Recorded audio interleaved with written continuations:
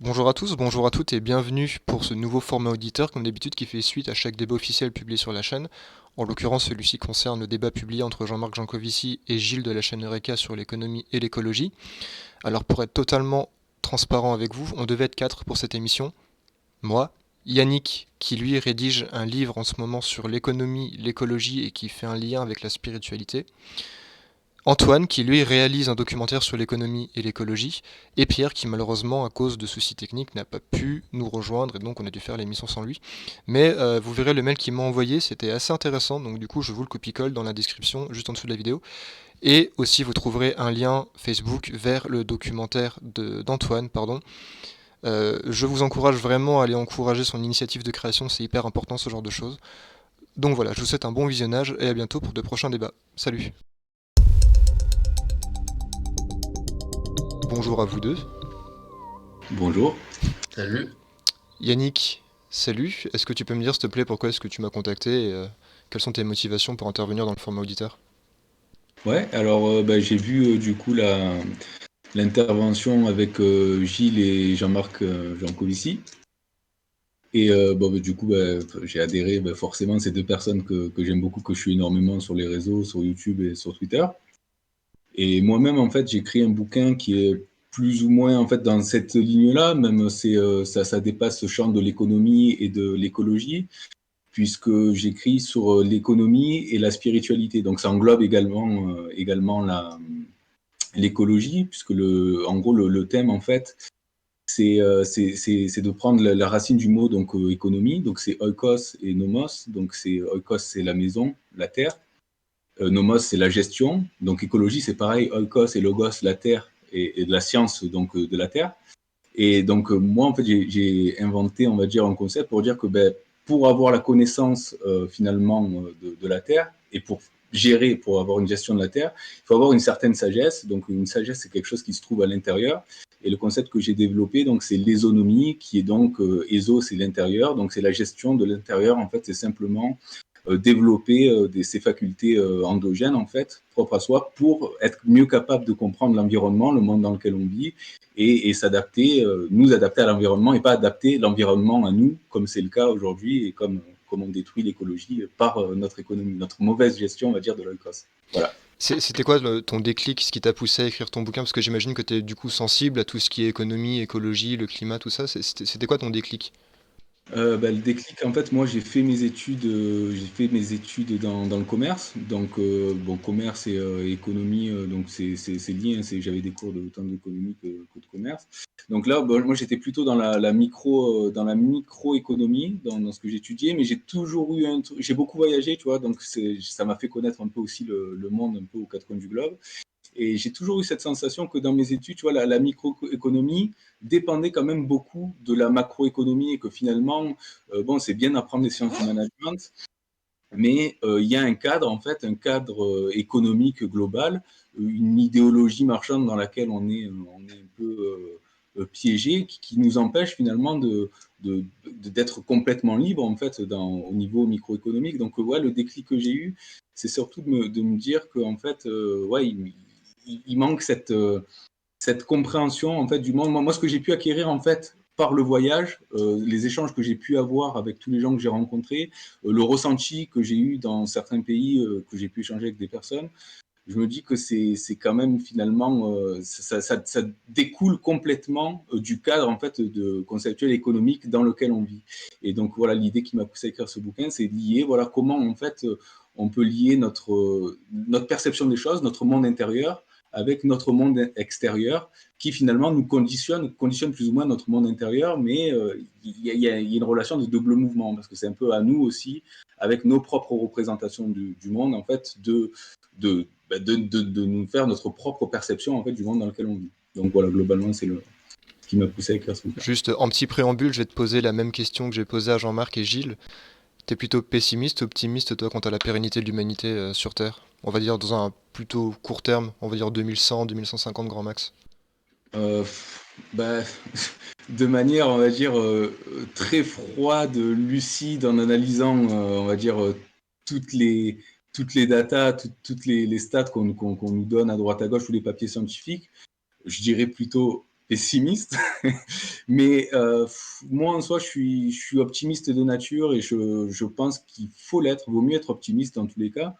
Parce que, bon, quel que soit l'avenir vers lequel on se dirige, euh, c'est pas en étant pessimiste en fait qu'on arrangera les choses. Donc, lucidement, je dirais que d'ici à 2150, il y a peu d'espoir qu'il y ait beaucoup de choses qui changent. Mais je pense qu'il faut véritablement être optimiste parce que c'est ça qui va nous faire justement bouger et nous mobiliser pour du mieux. Parce que si on fait rien, ça ne pourra qu'être pire. Donc, de toute façon, on est là, et vaut mieux, plutôt que de subir tout ça, être acteur plutôt du monde dans lequel on vit et faire de notre mieux pour que ça aille mieux, quoi. Ouais, ça marche. On reviendra sur les concepts que tu as présentés plus tard, hein. Oui, bien Antoine, sûr. salut. Salut. Est-ce que tu peux aussi te présenter pardon, brièvement, nous dire ce que tu fais, ta motivation du coup à passer au format auditeur? Alors bah moi je m'appelle Antoine et en fait moi ça m'intéressait pas mal parce que j'ai comme Yannick je suis beaucoup le boulot que fait Jean Covici et Eureka aussi un peu sur le côté économique. Moi j'ai 30 ans, ça fait très très longtemps que c'est des sujets qui me passionnent en fait, on va dire de manière large parce que j'ai pas étudié l'économie en cours, mais le fait de comprendre un peu comment fonctionne le monde et ce qui va pas, parce qu'au début ce qui m'inquiétait beaucoup c'était les raisons sociales, enfin des raisons, on va dire des incohérences un peu partout, le fait que moi j'avais un niveau de vie qui allait alors qu'il y avait plein d'Africains qui crevaient sur l'autre continent, que toutes ces choses-là m'ont dérangé. Du coup ça m'a amené à étudier beaucoup ça sur mes temps libres. Et je suis devenu ingénieur du son par ailleurs, donc dans l'audiovisuel, donc sur pas mal de docs, de reportages, d'instit, etc. Et ça m'a amené justement à réaliser, là j'ai commencé à réaliser un documentaire sur l'écologie, mais de manière, on va dire, assez pragmatique, c'est-à-dire que j'en avais un peu marre d'entendre des trucs où on allait nous mettre des trucs verts partout, des éoliennes vertes, des photovoltaïques vertes, etc. En me disant, vous inquiétez pas, on va tout faire le même monde qu'aujourd'hui en vert, et puis tout ira bien. Et donc l'idée, c'est vraiment donc c'est un film qui s'appelle Une autre empreinte. Vous pouvez trouver facilement sur Facebook. Pour l'instant, on a une page. On va avoir un teaser qui devrait sortir d'ici un mois. Et donc l'idée, c'est d'avoir d'un côté en première partie, en fait, un constat, donc avec des spécialistes justement comme Philippe Biwix ou Jean Covici ou Gaël Giraud qui vont nous expliquer un peu ce qui va pas, ce qu'on peut faire, ce qu'on peut pas faire, quelles sont les limites un peu, donc pour débunker un peu tout ce qui est croissance verte, tout ce qui est greenwashing, etc. Et le truc, c'est que si on fait que ça, on fait flipper les gens, on les fait bader, donc on fait pas, on fait une deuxième partie en plus de ça qui va être d'aller vers les pistes de solutions. Donc on va pas dire qu'on a les solutions toutes faites, parce que ça, c'est un truc que j'aime pas trop, de dire voilà, il suffit de faire comme ça, parce que ça n'existe pas. Il n'y a pas de solution magique. Mais l'idée, c'est d'aller vers des pistes de solutions qui répondent aux contraintes. Donc, souvent, qui prennent en contrainte l'aspect de sobriété ou l'aspect d'avoir un peu moins, c'est-à-dire de faire réfléchir les gens. Par exemple, au niveau de la voiture, plutôt que de dire il suffit de prendre la même voiture en électrique, de faire plutôt réfléchir au fait que, en fait, déplacer un mec qui fait 70 ou 80 kilos dans un engin qui fait 1,6 tonne, à une époque où on n'a pas de problème écologique et où on a tout un tas de pétrole qui est un produit absolument incroyable qui fait une puissance de dingue, pourquoi pas, mais que la contrainte d'aujourd'hui, elle est complètement différente et que du coup, maintenant, ça n'a plus trop de logique et qu'il faut trouver des moyens un peu différents de se déplacer. Donc, on a ça dans l'alimentation, dans l'habitat, dans les transports et dans la technologie. Donc, je ne spoil pas encore trop, et dans la politique aussi. Et l'idée, c'est à chaque fois de montrer des pistes d'action qu'on peut faire soi-même, assez facilement, mais aussi des pistes d'action qui sont valables à plus grande échelle. Par exemple, dans l'habitat, le côté bois terre paille, on peut très bien le faire dans son jardin, un peu à la débrouille avec la terre de son jardin si on a de l'argile, etc. Tout comme on peut faire des immeubles de 3 étages en terre paille sans aucun problème. Du coup, voilà, donc ça, c'est le projet sur lequel je suis en ce moment. Et puis, ça m'intéressait de débattre avec vous parce que c'est vrai que c'est des sujets qui me passionnent. Et puis après, m'être bouffé tous les cours des mines de Jean Covici et les conférences de Gaël Giraud, de Philippe Biwix, c'est un sujet dont j'adore parler. Donc ça me fait plaisir d'être ici. Bah, tout le plaisir est pour moi et pour nous. Yannick, est-ce que tu peux rentrer un petit peu plus en détail dans ce qui t'amène ici? Tout simplement pareil, la même chose, hein, de parler d'écologie, d'économie, c'est pareil, c'est des sujets qui me passionnent. et débattre sur ces thèmes-là pour essayer d'affiner notre conversation. Parce que un débat, pour moi, c'est ça, c'est pas comme on voit à la télé, tu sais, des débats où c'est des joutes oratoires et il faut se mettre sur la gueule. Pour moi, le débat, c'est deux ou plusieurs personnes, trois, quatre, qui en fait amènent des idées. Et bon, si par exemple on parle à deux personnes, le but c'est d'avoir pas un point de vue qui diverge avec l'autre, c'est d'avoir un troisième point de vue qui émerge de ça. Donc moi, ce qui m'amène ici, oui, c'est ça, c'est de d'à la fois intégrer, on va dire, ce qui va émerger en fait de ce débat avec vous, et puis également que ça vous serve aussi à vous, quoi. En fait, le but c'est qu'on grandisse ensemble, hein, qu'on croisse ensemble dans nos connaissances et dans notre compréhension, notre perception du monde actuel. T'as évoqué du coup un concept que je sais pas si j'ai bien compris, que tu aurais inventé, c'est ça, qui serait l'ésonomie. Ouais, c'est ça. Ouais. Comment tu le définirais de manière beaucoup plus explicite? De manière plus explicite, en gros, c'est comme disait Antoine, en fait, par rapport à ce retour à des choses un peu plus simples, un peu plus, on va dire, de frugalité, hein, revenir à un mode de vie un peu plus modeste, un peu plus humble. C'est ça, en fait, c'est se dire que l'économie, c'est nos ressources intérieures, c'est-à-dire qu'en fait, finalement, physiquement, on n'a pas besoin de grand-chose, je veux dire, en tant qu'humain pour survivre. Il nous faut un toit pour pas crever de froid quand on dort, et puis de la bouffe pour pas crever de faim, de l'eau, voilà. Et tout le reste, en fait, c'est accessoire. Alors, bien sûr, on est content d'avoir du confort, une belle maison, tu as une belle guitare derrière toi, tu as d'avoir un beau canapé, tout ça. Ça, il n'y a pas de problème sur ça. Le but, c'est pas de revenir en arrière, c'est pas une pensée rétrograde, il faut pas revenir à l'âge de pierre. Le but, c'est de se dire, effectivement, c'est bien d'avoir tout ça, mais se détacher en fait du besoin de ces choses-là. Voilà, c'est pas les quitter, mais juste se dire voilà, prendre du recul par rapport à ça et être vraiment détaché et ne plus avoir cette addiction, on va dire, à tous les objets du quotidien, parce qu'aujourd'hui en fait, je pense que le gros du problème qu'on vit dans nos économies modernes, c'est que les gens sont accros à plein de trucs, que ce soit au tabac, à l'alcool, à la malbouffe, au coca, au soda, aux barres chocolatées, euh, aux énergies, à Netflix, à toutes ces conneries. Et en fait, l'idée, c'est ça, l'ésonomie, cette gestion intérieure de ces ressources, c'est de se dire, mais en fait, tout ça, on n'en a pas fondamentalement besoin. Et on n'a même pas besoin d'être addict à tout ça. On peut prendre de la hauteur par rapport à ça et ne plus être esclave de nos désirs. On peut, voilà, de temps en temps, je dis pas, c'est sympa, ça m'arrive de boire un coca à l'occasion, même si je trouve que c'est une hérésie, quoi. Pour moi, c'est des entreprises qui ne devraient pas exister.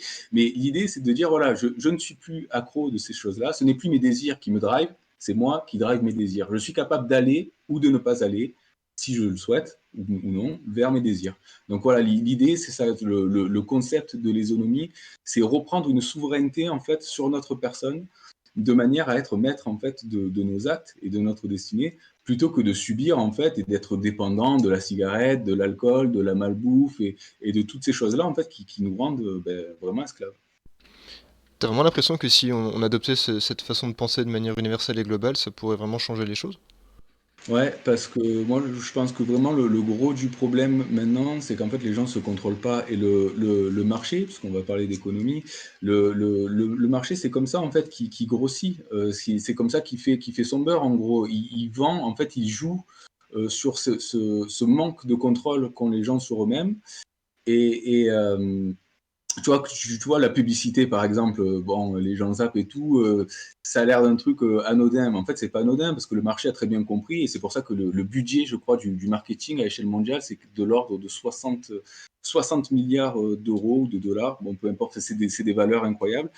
Et pourquoi? Parce qu'ils ont bien compris qu'en fait, en mettant des petites images dans la tête des gens, ça va forcément les pousser à consommer. Et le retour sur investissement, je crois qu'il est énorme, je crois que c'est du 12%. Donc ils récupèrent les 60 milliards qui ont été investis dans la publicité, plus, je sais pas, 60, plus 10 ou 15 milliards, on va dire, des clients en fait, qui vont acheter les produits. Donc pour moi, ouais, clairement, en fait, si le monde aujourd'hui il est dans un tel état, on va dire, de surconsommation. Bon, c'est pas parce que les gens, c'est des consommateurs de base, mais c'est parce que le marché, en fait, joue avec cette psychologie, c'est de la neurologie même, hein, c'est de l'étude, c'est du mentalisme, en fait. Hein, c'est tout cet effet de publicité, de comprendre, en fait, comment fonctionne le cerveau humain et comment utiliser ce fonctionnement pour pousser justement les personnes à un acte de consommation. Et c'est cette surconsommation dans laquelle on est aujourd'hui qui crée surconsommation de viande. Je crois que l'élevage, c'est 14% des émissions de gaz à effet de serre, surconsommation de contenu, tout ce qui est TikTok, Instagram, tout ça. Les data centers, ça représente pareil, je crois, 3% de la production d'électricité. Je comptais en parler tout à l'heure justement des data centers. Ouais. Voilà, donc en fait, tout ça, oui, effectivement, le fait qu'on vive dans un monde de surconsommation et que cette surconsommation-là, en fait, impacte directement notre monde, l'écologie dégrade tous les écosystèmes parce qu'au-delà du réchauffement climatique, il y a toute l'érosion de la biodiversité aussi qui est autrement plus grave que les émissions de gaz à effet de serre. Donc du coup, cette surconsommation-là, pour moi, elle découle effectivement d'un manque de contrôle, parce que si les personnes étaient mieux capables de se comprendre elles-mêmes, mieux capables de comprendre le fonctionnement, le mécanisme de leur cerveau et les pièges que leur tend le marché pour les pousser à consommer, elles seraient plus à même justement d'avoir ce recul, ce détachement, comme j'expliquais avant, et d'être capable de se maîtriser, de ne plus consommer comme l'homo consommatus qu'on veut que le marché veut qu'on soit. Quoi. Toi, Antoine, dans le cadre de ton travail pour ton film, est-ce que tu as été confronté justement à cet aspect, on va dire, psychologique de l'humain, ce manque justement de retenue qui pousse à consommer de plus en plus? Bah ouais, justement, c'est un sujet qui est très intéressant parce que ça, ça date de, enfin, j'ai l'impression que c'est quelque chose d'hyper centré sur nous, notre espèce, parce que pendant très très longtemps, et j'ai l'impression que même jusqu'à il y a pas si longtemps que ça à l'échelle de l'humanité, c'était valable de dire que plus on possédait, plus on était heureux parce que, le fait d'avoir, une calèche pour se déplacer, c'était plus pratique. Le fait d'avoir de l'argent pour se payer le train au 19e siècle, c'était plus pratique. Le fait, ou alors le 19e siècle, ça va être aussi le début du téléphone, du télégraphe, toutes ces choses-là qui en fait, en termes de technologie, apportaient un vrai plus en termes de mode de vie, de pouvoir communiquer à travers un pays, à travers, de pouvoir voyager aussi quand on était de bonne famille, et cetera. Donc l'argent et le fait d'être possédant et de posséder des choses nous apportait, quelque part un bonheur qui était, enfin on peut dire qu'il était là, quoi. Enfin, que ça, effectivement, c'était plus sympa d'être fils de bourgeois qui possédait un bateau et qui voyage à travers le monde que d'être fils de paysan et de passer son temps à faire pousser des trucs pour le bourgeois d'à côté parce que c'était même pas pour nous. Et ça a été valable pour moi encore, enfin, pendant pas mal de temps et jusqu'à peut-être les années 70-80. Et j'ai l'impression qu'aujourd'hui, il y a un peu, on va dire, une fenêtre de tir en termes de psychologie parce qu'on arrive à un point où en fait, à la limite de se dire, on va avoir un téléphone portable pour appeler son pote d'Australie de l'autre bout du monde, et cetera. Moi, je trouve que c'est incroyable de pouvoir faire ça. C'est en termes de technologie, je trouve ça génial, c'est magique. Même si après, ce qu'on fait de nos téléphones portables à côté, regarder des vidéos de chat, du porno, et cetera, ça n'a rien à voir. Puis c'est ça qui fait plus de la moitié du trafic en plus d'internet, je crois, si tu prends les vidéos de chat et le porno à côté. Donc on n'en fait pas forcément une très bonne utilité, mais la technologie est belle. Mais c'est vrai que là, on arrive, et pour moi, la 5G représente bien ça, à un niveau où, en fait, la plupart des gens, la 5G, ils y vont parce que c'est un effet de mode, mais en fait, ils en ont rien à faire. C'est-à-dire que ça nous apporte pas quelque chose de plus. Et que même, en fait, on est aujourd'hui dans une espèce de boulimie de trucs qui sont censés nous apporter une espèce de confort supplémentaire, mais qui, comme disait Yannick tout à l'heure, en fait, arrive à un niveau où c'est l'inverse. C'est-à-dire qu'on voit bien que sur ces 10-20 dernières années, le nombre d'antidépresseurs en France et dans les pays occidentaux a été vendu, enfin, ça a doublé, quoi, le nombre de ventes a doublé, et qu'on a beau avoir de plus en plus, en fait, on est de plus en plus malheureux parce que quelque part, on est gadgetisé de partout. Comme dit Jean Covici, on est devenu des Iron Man parce qu'on a plein d'énergie, donc on a plein d'appareils, on a plein de trucs.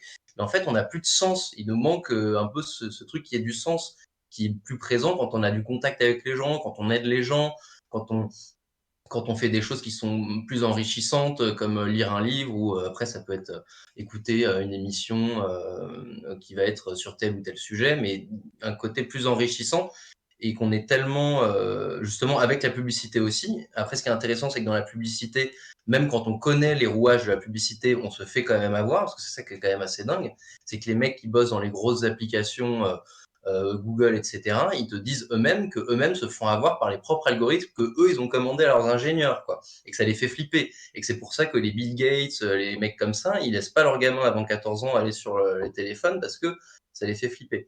Et donc je sais, j'ai dû diverger un petit peu, mais par rapport à l'aspect consommation, je pense que le fait d'arriver à un point comme celui auquel on est aujourd'hui, bah, fait réfléchir un peu les gens. Et surtout avec le Covid, les gens commencent à se rendre compte qu'en fait, bah, de temps en temps, la petite balade en forêt, elle leur apporte plus de ressources intérieures que la série Netflix, même si c'est sympa de se regarder un truc sur Netflix de temps en temps. Et que ça, je pense que ça fait un peu réfléchir les gens. Donc maintenant, moi, j'ai envie de voir un peu, parce qu'on est encore en plein dedans, j'ai envie de voir un peu ce que ça va faire. Mais c'est vrai que plus j'en parle, et je tombe rarement sur des gens qui sont vraiment fans de la 5G en disant c'est merveilleux pour eux. Alors il y a un effet de mode où ils disent c'est bien parce que ouais, donc tout le monde va être dessus, donc c'est cool. Mais sinon, ils n'ont pas de truc en disant bah moi j'en ai vraiment besoin moi personnellement. Ils vont utiliser les arguments de oui c'est pour l'hôpital parce que si j'ai besoin de me faire opérer au milieu de la Creuse dans un camion, bah c'est bien que j'ai un super appareil à 3 millions d'euros à l'arrière de mon camion. Et puis que j'ai la 5G, ce qui est complètement pas du tout crédible, parce qu'il suffit d'avoir la fibre en fait pour que ça marche. Enfin bref. Et qu'en fait, j'ai l'impression qu'on arrive vraiment à un point de basculement. Et au-delà de ça, même dans les objets qu'on a, on a de plus en plus d'objets qui sont de la contrefaçon. Je sais pas si vous avez vu ça, mais tu vois, tu me parlais tout à l'heure de ta webcam que tu as achetée. Bah, elle était toute pourrie parce que ça se trouve, c'était de la contrefaçon. Moi, ma copine, elle s'est acheté des AirPods. Elle pensait que c'était des vrais AirPods. C'est de la contrefaçon. En fait, il y a la contrefaçon de tout. On balance tout à la poubelle. T'as même des trucs sur Amazon qui sont notés 5 étoiles parce que la personne va dire ah est tombé en panne au bout de 3 mois, mais comme c'était pas cher, bah, je considère que c'est quand même rentable. J'ai l'impression qu'on est tellement arrivé à un niveau de boulimique énorme qu'on peut que sortir de ça en fait et qu'on peut que aller vers des choses, et c'est pour ça que le minimalisme et les valeurs un peu dont parlait Yannick sont très parlantes, et je pense qu'elles vont parler à plus en plus de monde, quoi. Le fait d'aller vers moins mais mieux, quoi, d'avoir des choses plus enrichissantes et d'être moins dans la boulimie des objets et dans la boulimie de la consommation permanente. Je sais pas si j'ai un peu divergé, Non, non, désolé. non, non, t'inquiète, c'est cool. Si on devait parler de cet aspect de minimalisme, moi, si on devait pousser le bouchon encore plus loin, on devrait même parler de sacrifice, parce que si on veut que les choses aillent mieux, et si on voulait vraiment changer les choses tant au niveau de l'écologie que de l'économie, il faudrait que tout le monde fasse des sacrifices communs et universels. On parle de Netflix, on parle d'Internet, tout ce qui est Snapchat, Instagram. Genre, poster une vidéo sur Instagram, ça a un coût à la fois écologique, climatique et économique.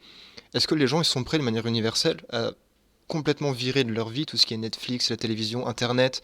Parce que peut-être qu'un jour on devra en arriver là, quoi. Justement, tout notre confort un petit peu superficiel. On parlait des data centers tout à l'heure, uploader des vidéos YouTube, la transmission de séries d'un point A vers nos maisons quand on regarde Netflix, tout ça pareil, c'est un énorme coût en termes d'écologie. Vous pensez que universellement les gens sont prêts à faire autant de sacrifices que ça? Est-ce qu'on pourrait revenir à une sorte de 19e siècle où chacun dans sa maison, on lit tous des bouquins, on consomme juste ce qu'on trouve au marché? Qu'est-ce que vous en pensez de Est-ce ça? que je peux prendre si ça t'embête pas, Yannick? Ouais, merci. Mm. Bah, c'est une super bonne question. Moi, je pense que si on voit ça dans la contrainte, c'est-à-dire si on dit aux gens, bon, bah voilà, on va devoir se mettre des contraintes, enfin, si c'est vendu comme ça, je pense qu'on y arrive, enfin, ça risque pas trop de marcher parce que c'est pas vendeur. C'est comme quand on parle de croissance vs décroissance, plutôt que de se dire on oublie le PIB. Là, l'idée, et c'est aussi nous ce qu'on veut faire dans notre documentaire, en fait, c'est de montrer que les choses qui peuvent, par certains, être vues comme de l'écologie punitive ou ce genre de choses, comme elles sont riches de sens, en fait, ce sont des formes d'alternatives. C'est-à-dire que le fait d'être moins sur Netflix va faire que le peu de fois où tu vas regarder ta série Netflix, tu vas plus en profiter. Après, ça va être de la sobriété, c'est-à-dire que effectivement, si on continue comme on est aujourd'hui jusqu'à un point de rupture, on risque peut-être d'être dans un système tellement qui va s'effondrer, enfin tellement fort qu'on n'aura peut-être plus Internet parce qu'il y aura plus de moyens pour entretenir les câbles, etc. Et donc du coup, on n'aura plus Internet et ce sera un peu salaud, quoi. Mais après, même en gardant en fait certaines choses, on n'a pas justement, il faut pas revenir au 19e siècle. Il faut intelligemment prendre les choses qu'on a aujourd'hui et les appliquer peut-être avec des méthodes à l'ancienne. Par exemple, dans l'habitat, ce qui est très intéressant, c'est que les gens qui vont faire de l'habitat en bois terre paille, ils vont pas faire tout au 19e siècle. C'est-à-dire qu'ils vont prendre les méthodes de base, entre guillemets, du 19e siècle, mais ils vont utiliser des outils modernes, comme une bétonnière pour mettre la paille et la terre dedans, parce que ça va leur faire économiser de l'énergie. La perceuse, en fait, tout plein d'outils qui sont modernes, mais qui sont, moi, la perceuse, je trouve que c'est une super invention. Et l'idée, c'est d'être sobre dans ce qu'on a aujourd'hui et de le faire un peu par choix. Et par exemple, moi, j'avais rencontré un monsieur qui avait sa voiture Sa voiture est tombée en panne, son garagiste n'a pas pu lui en prêter une autre, donc du coup, il était contraint de prendre son vélo pour aller au travail. Il avait 8 kilomètres aller, 8 kilomètres retour. Ça lui pétait un peu les rouleaux, mais bon, il l'a fait parce qu'il était obligé. Et en fait, même quand sa voiture était réparée, il a continué à prendre le vélo parce qu'il m'a dit, mais en réalité, il y avait des choses auxquelles j'avais pas enfin, dont il n'avait pas fait attention à certaines externalités positives, on va dire, qui est que, comme il avait une vraie piste cyclable, le matin, il n'avait pas le bruit de la voiture, il entendait les petits oiseaux. Son champ de vision, quand tu es à vélo, il est quand même bien plus grand que quand tu es juste sur ta bagnole.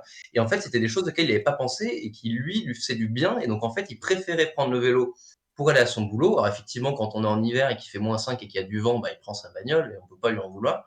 Mais par contre, il a changé son opinion sur le vélo, sur le fait d'aller au travail à vélo, et c'est quelque chose qui est devenu intéressant pour lui, au-delà même du côté écologique. C'est-à-dire que ce mec-là, l'écologie, ce n'est pas son sujet, tu vois. Et c'est là où je pense que c'est peut-être plus facile d'embarquer les gens dans des choses comme ça qui sont liées à la sobriété ou au minimalisme, parce que c'est riche de sens et que c'est plus intéressant en tout cas que de dire, alors moi ce que je vous propose c'est la contrainte, on arrête ça, et en fait d'amener les gens, et petit à petit les gens, si tu les amènes vers ça, en fait, les vidéos de chats et le porno sur Internet, ils vont s'en détacher presque naturellement, ça les intéressera plus.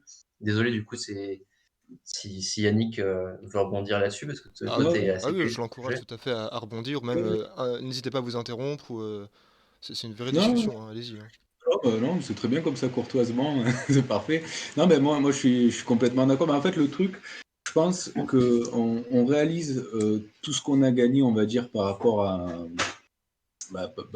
tout ce confort qu'on a gagné, mais on réalise pas en fait tout ce qu'on a perdu.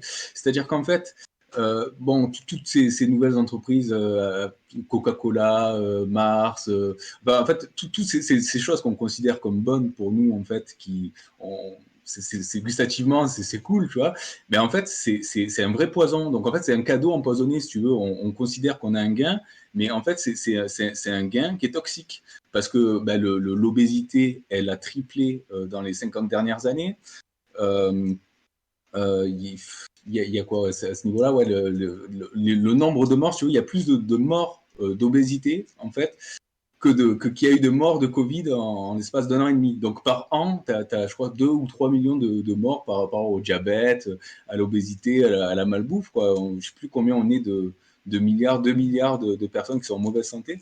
Donc en fait, tout ça, on a du mal à réaliser qu'on a perdu énormément finalement en qualité de vie. Donc bien sûr, on a gagné énormément en quantité. On a une quantité faramineuse de nouveaux produits. Voilà, tu vas dans les supermarchés, tu as des centaines, des milliers de références. Et souvent, c'est que de la merde. Hein, parce que si tu veux manger des trucs simples, finalement, tu vas qu'au rayon fruits et légumes. Tu as des trucs simples. Tu te porteras très bien physiquement. Et, et puis voilà, mais le reste, en fait, tout ce qui est voilà, malbouffe et ce qui s'accompagne avec effectivement tout ce qui est Netflix, donc qui nous pousse à nous sédentariser en plus, donc d'avoir un apport calorique qui est démultiplié en fait comparé à ce qu'on a été habitué en fait génétiquement depuis des milliers, des centaines de milliers d'années. En plus de ça, on est de moins en moins mobile, donc on prend de plus en plus la voiture, comme tu disais, pour se déplacer, on marche de moins en moins. On est de plus en plus devant la télé. Je pense que ouais, là effectivement le confinement, ça fait un peu bouger les choses, ça redonner un peu l'envie aux gens, on va dire, de sortir de chez eux et de bouger. Mais moi, je pense que globalement, si tu regardes un peu le cours des actions des sociétés comme Netflix, Amazon Prime, tout ça, ça continue d'exploser. Et en fait, on est dans ce paradigme-là où on a toujours plus de quantité, toujours plus d'objets. Et en fait, on ne se rend pas compte que ce qu'on perd, c'est la qualité. C'est moins de qualité de vie, moins de temps de vie, parce que du coup, on s'empoisonne au quotidien, et moins de bien-être, en fait, parce qu'on s'éloigne. Ces distractions-là, en fait, nous éloignent de ce qui est véritablement important. En fait, comme tu disais, le lien social, le lien avec les autres, le rapport à nous-mêmes, comment on se sent en fait en paix à l'intérieur de nous-mêmes, en fait, parce que ces distractions-là, en fait, nous empêchent de nous poser ces questions-là. Dans le mail que tu m'as envoyé, tu m'as fourni une petite citation avec, tu m'as mis: aucun problème ne peut être résolu sans changer le niveau de conscience qu'il a engendré. Voilà, exactement, Ce sera, c'est Einstein. ce serait quoi, selon toi, le déclic pour que les gens... ce serait quoi? Ce serait peut-être une troisième guerre mondiale? Ce sera... Alors, alors à c'est quel ça. moment les gens prendront unanimement et universellement le déclic ensemble? Qu'est-ce qu'il faudrait? Ben alors ouais, c'est effectivement comme tu dis, c'est soit un gros truc qui les secoue, tu vois, genre ouais, une troisième guerre mondiale, une guerre civile, je sais pas moi, une pénurie de matières premières et on se retrouve tous en grosse galère. Donc Le soit ça, Covid? effectivement. Est-ce que Une tu Comment? penses pandémie? est-ce qu'à la fin du Covid, tu penses que les gens ils vont changer? Est-ce qu'il y aura un changement de mentalité à la fin du Covid? Enfin, si fin du Covid il y a prochainement. J'ai pas l'impression, j'ai l'impression que c'est trop doux encore le Covid, tu vois. J'ai l'impression que, tu vois, les gens réalisent pas encore. Au contraire, ils voient plutôt les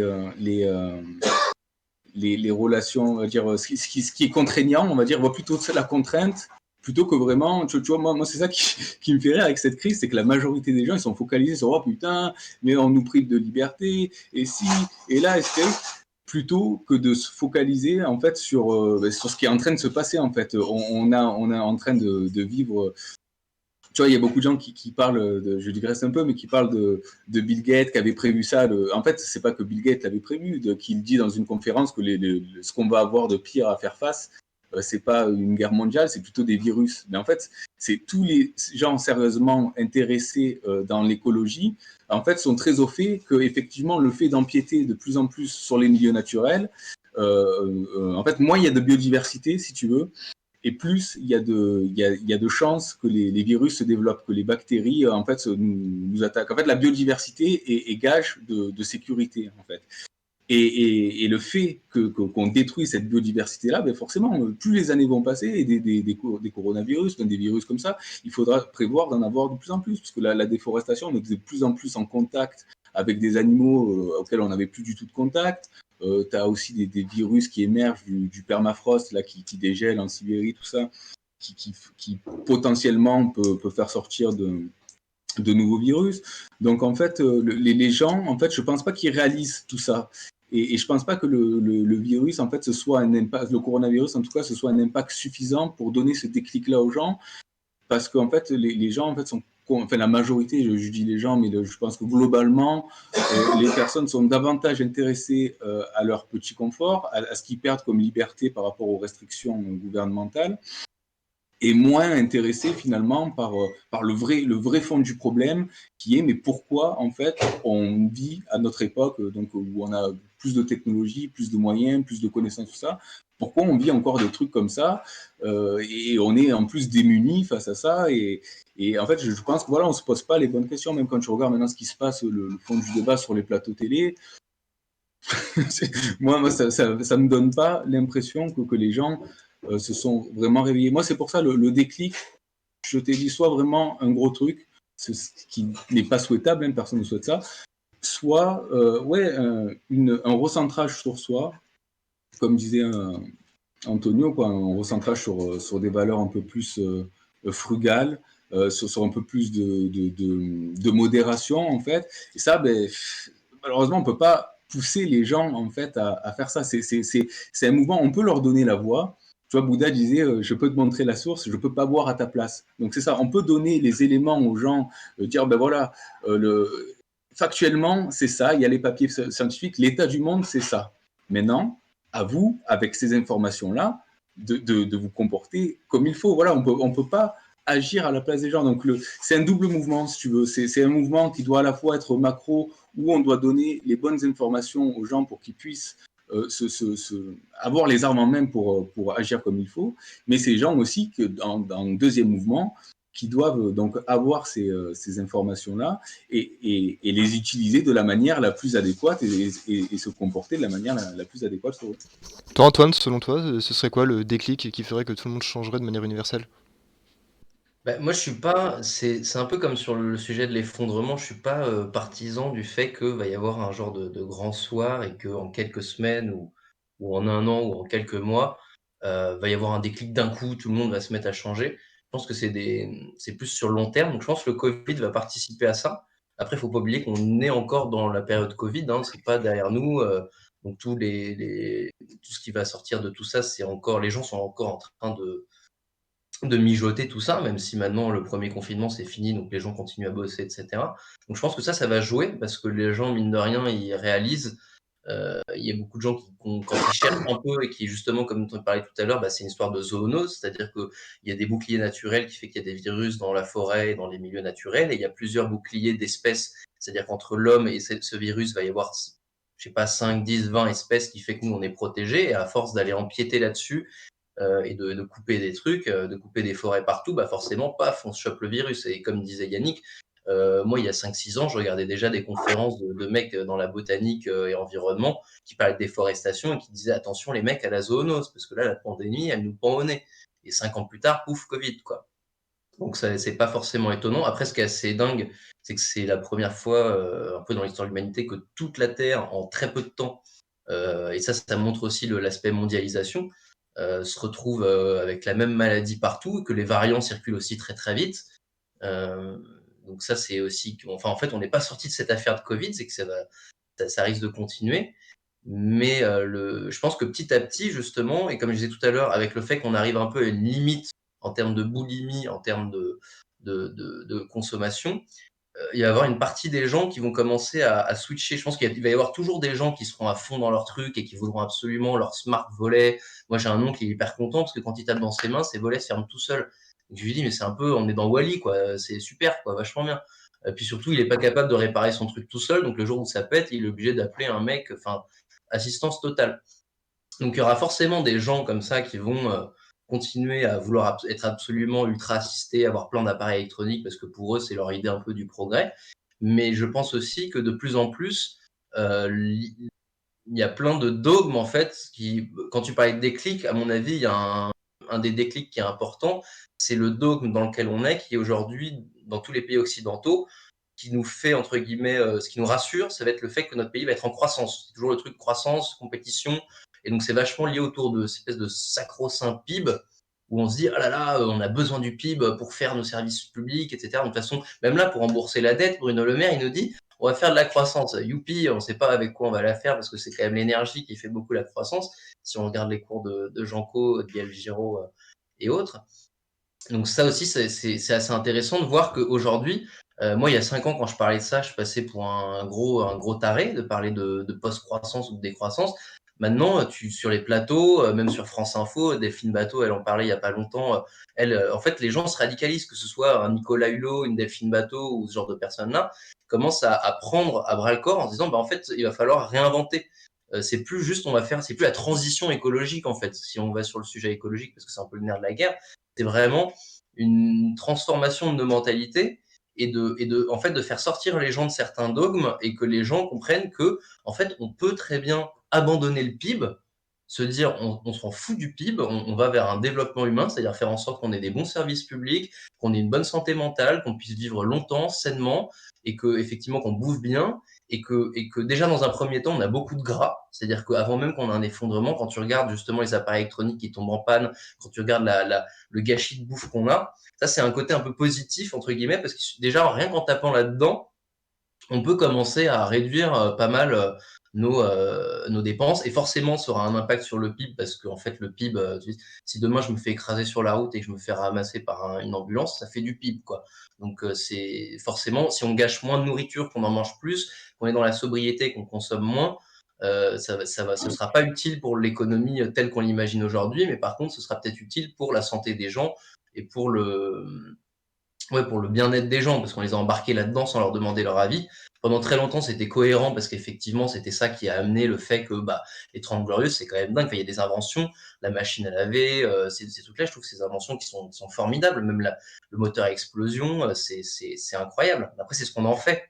Et c'est là où peut-être que si on arrive à changer un peu de donne, donc ça marche aussi. En fait, c'est très important que les entreprises le fassent aussi, parce qu'on dit que c'est le client qui est roi. En fait, c'est les entreprises qui tirent le choix, parce que moi, si je veux m'acheter une machine à laver en kit qui peut durer 50 ans, où je remplace toutes les pièces moi-même, les seules personnes qui ont essayé de faire ça avec l'initiative Increvable, super initiative, ils ont tout fait nickel, mais c'est les industries derrière qui bloquent. Donc maintenant, il y a d'autres initiatives. Il y a une entreprise qui s'appelle Keep It qui commence à faire ça. Donc là, ils font des bouilloires pour faire en sorte que la bouilloire puisse remplacer toutes les pièces, etc., facilement pendant 20 ans. Enfin, il y a plein de choses qui se mettent en place, mais tu sens qu'il y a quand même du blocage parce que économiquement parlant, c'est pas intéressant. Et quand tu entends des débats sur France Inter où tu vas avoir des gens de la pub ou des gens de l'industrie, ils sont toujours dans leur truc à se dire ah non mais nous il y a profit profit profit, et c'est aussi parce que la loi économique qu'on a aujourd'hui fonctionne là-dessus. Et s'il y a un genre de changement, donc peut-être que ce sera un pays, moi j'imagine que ça peut, enfin, tout le monde, on va pas tous changer en même temps, en fait, il va pas y avoir une espèce de déclic où tous les pays occidentaux, pouf, vont changer. Par contre, s'il y a un pays qui commence à dire, bah nous, on va plus fonctionner comme ça, on va fonctionner autrement, et que ça commence à bien fonctionner, bah les autres pays derrière, ils vont se dire, tiens, c'est intéressant en fait ce qui se passe. Pourquoi on ferait pas pareil? Alors après, ça va être une histoire de temporalité, parce qu'au niveau, il y a plein de choses où on pourrait avoir le temps, mais en termes écologiques, on sait très bien que si on continue comme ça, on va finir par se battre pour des carottes avec des kalachnikovs dans 30 ans. Et voilà, moi, c'est pas trop le futur dont j'ai envie. Euh, donc, je pense que c'est pas impossible. Tout à l'heure, tu demandais si on était optimiste ou pessimiste. Il y a un mantra que j'aime bien qui a été lancé par Extinction Rebellion qui disait que quand l'espoir meurt, l'action naît. Et que c'est en fait un peu tous ces gens-là qui sont désespérés, ils ont envie d'agir. Donc, ils vont faire justement la désobéissance civile. Je trouve ça c'est hyper parlant parce que ça agit concrètement, ça bloque des trucs. Euh, et puis même, ça rejoint un peu la pensée philosophique de Spinoza qui disait que la joie est dans l'action. Et que finalement, quand on est devant Netflix à se regarder Seaspiracy, là, je sais pas si vous l'avez vu, ce doc qui est pas mal, qui est sorti sur Netflix sur les océans, puis qui a fait jaser toute l'industrie de l'agroalimentaire, parce que forcément, plutôt que de cracher sur les pailles en plastique, ils disent aux gens, bah, faudrait peut-être arrêter de bouffer du poiscaille.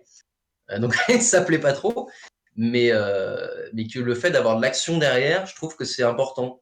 Parce que ça permet, donc ça va être soit des ingénieurs qui vont se mettre parmi les shifters, qui vont s'engager pour essayer de faire bouger les choses. Jean Covici qui va beaucoup aller dans des écoles d'ingénieurs justement et des grandes écoles pour pousser sa pensée et aller un peu plus loin. Des gens comme la dernière fois, j'ai rencontré Pierre Laroturou qui était passionnant aussi, qui expliquait que bah, même à Polytechnique, les premières questions, quand il fait son discours, c'était bah, pourquoi les lobbies bloquent?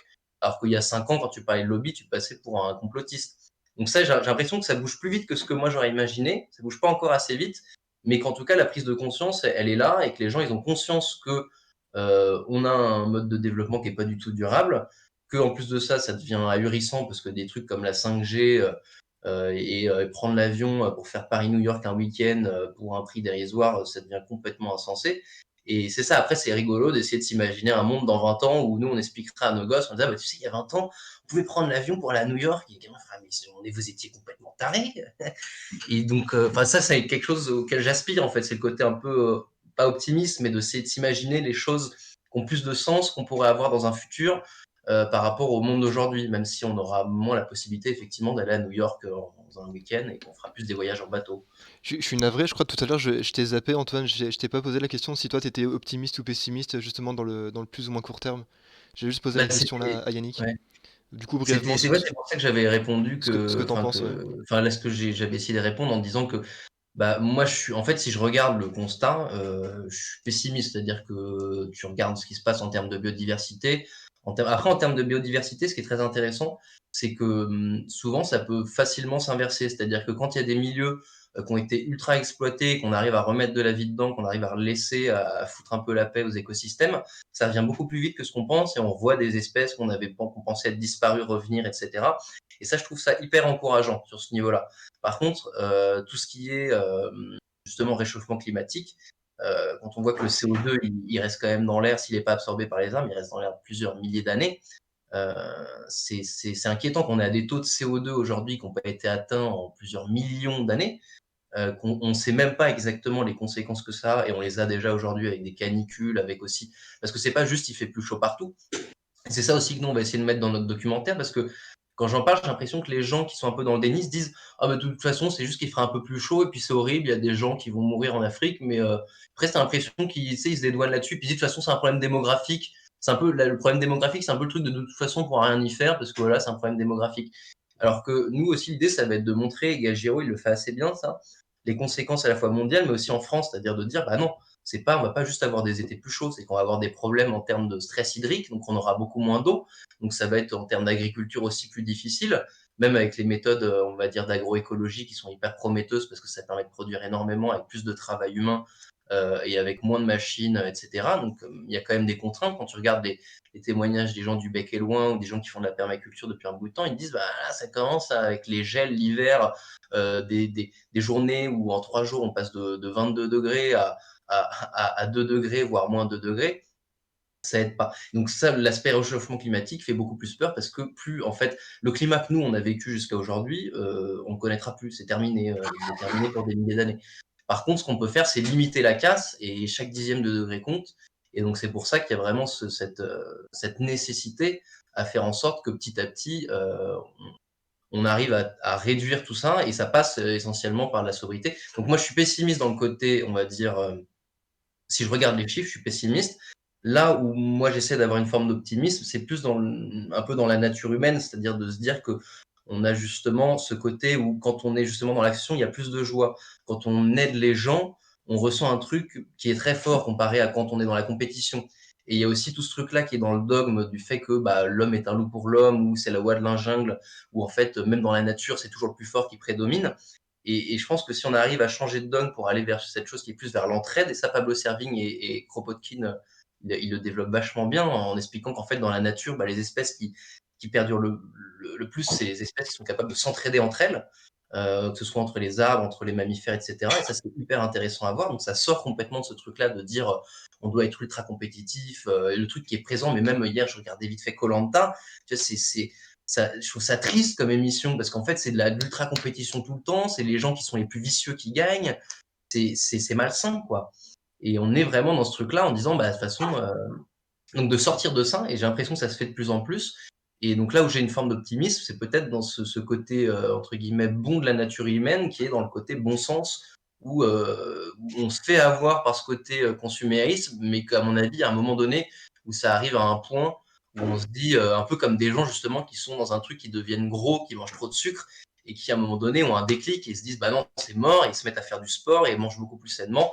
Et du coup, il y a, donc je pense que le déclic sera pas le même pour tout le monde. Tout le monde a un peu son déclic à un moment donné, mais je pense que dans les mentalités, peut-être plus en France qu'aux États-Unis, parce qu'aux États-Unis, ils ont un côté, notre mode de vie n'est pas négociable, machin. En France, on a peut-être plus, moi quand je discute avec les gens, j'ai l'impression qu'il y a plus ce côté où il y a la prise de conscience de ah oui, effectivement, on va pas continuer comme ça perpétuellement, et d'aller justement, après souvent les gens, il leur manque un peu des pistes. C'est pour ça que nous aussi on a envie de montrer ça dans le documentaire, des trucs un peu marrants, ou de comment tu te déplaces différemment, comment tu bouffes différemment, comment tu t'habites différemment, etc., quoi. Avant de parler Ouais. plus en profondeur de vos œuvres à tous les deux, j'aimerais vous poser une question. Dans mon débat avec Jean-Marc Jancovici et Gilles de Reka, on n'a pas trop parlé de l'aspect politique, on a plus vraiment parlé de l'écologie et de l'économie. Et moi je me suis fait une réflexion il n'y a pas longtemps, c'est que tu l'as dit Antoine, hein, l'écologie et le climat c'est le nerf de la guerre. Enfin, sans écologie, bah, il n'y a plus d'espèces sur Terre, il n'y a plus d'animaux, donc il n'y a plus d'hommes. Enfin voilà, si demain le climat fait n'importe quoi, on est tous morts, argent ou pas argent. Pourquoi est-ce que la politique, c'est pas le tronc commun ou c'est pas déjà la source ou la base de tous les partis politiques qui se présentent? Pourquoi ou comment tous les partis politiques en fait ils font leur gagne-pain entre guillemets, je sais pas, sur les lobbies, sur l'argent que ça peut rapporter, sur les aspects sociaux? Pourquoi c'est pas le climat ou l'écologie le pilier central de tous les partis politiques? Et qu'on n'élirait pas le parti politique qui aurait le meilleur programme pour nous sortir de ce pétrin climatique ou écologique? Yannick? Parce que si tu veux, le concept le paradigme dans lequel on est, en fait, on vit dans un paradigme marchand. Donc, ce qui fait qu'en fait, tout ce qui émerge de ce paradigme-là, ben, c'est conditionné, si tu veux, par l'idéologie marchande. Donc la politique, en fait, elle y échappe pas. Si tu veux, la vraie démocratie, ce serait la démocratie directe, celle de Rousseau, où c'est vraiment le peuple, en fait, qui fait ses propres référendums, qui fait ses propres lois. Nous, on a la plupart des démocraties dans le monde, c'est des démocraties représentatives. Et les représentants, ben, ils sont complètement inféodés au marché, en fait.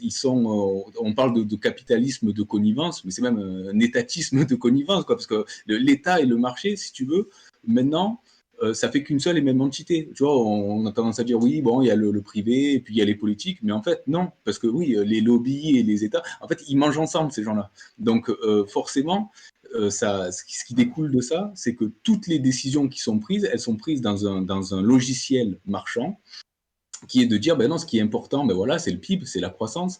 On a nos économies sont basées sur la croissance. On a des économies de dette, donc il faut forcément produire plus de richesses pour rembourser la dette créée, et c'est ainsi de suite comme ça jusqu'à plus soif, quoi. Mais le problème, c'est qu'effectivement, l'écologie, c'est ça la vraie richesse, en fait. La vraie richesse, c'est les richesses terrestres, c'est ce que tu disais tout à l'heure, l'eau, les richesses minérales, végétales, tout ça. Ça, c'est notre vrai, comme dit Jean Covici, c'est notre vrai capital, c'est le capital écologique. Et l'autre capital, en fait, celui après lequel l'idéologie marchande court, le capital financier, en fait, c'est rien. Si tu veux, c'est un capital qui est complètement fictif. C'est une convention, la monnaie qu'on s'est donnée donc pour fluidifier les échanges, pour nous aider, mais en fait, ça n'a aucune valeur intrinsèque. Je veux dire, même l'or, même si tu as 1 kilo d'or avec toi, ok, ça a une valeur parce qu'on a cette notion de se dire, bah ouais, avec 1 kilo d'or, tu vas peut-être pouvoir t'acheter une maison, ok, mais qu'est-ce que tu veux faire avec ton kilo d'or sinon, à part assommer quelqu'un ou je sais pas, où ça brille, ok, tu vas te regarder. Mais en fait, ça, voilà, cette idéologie marchande, elle nous met dans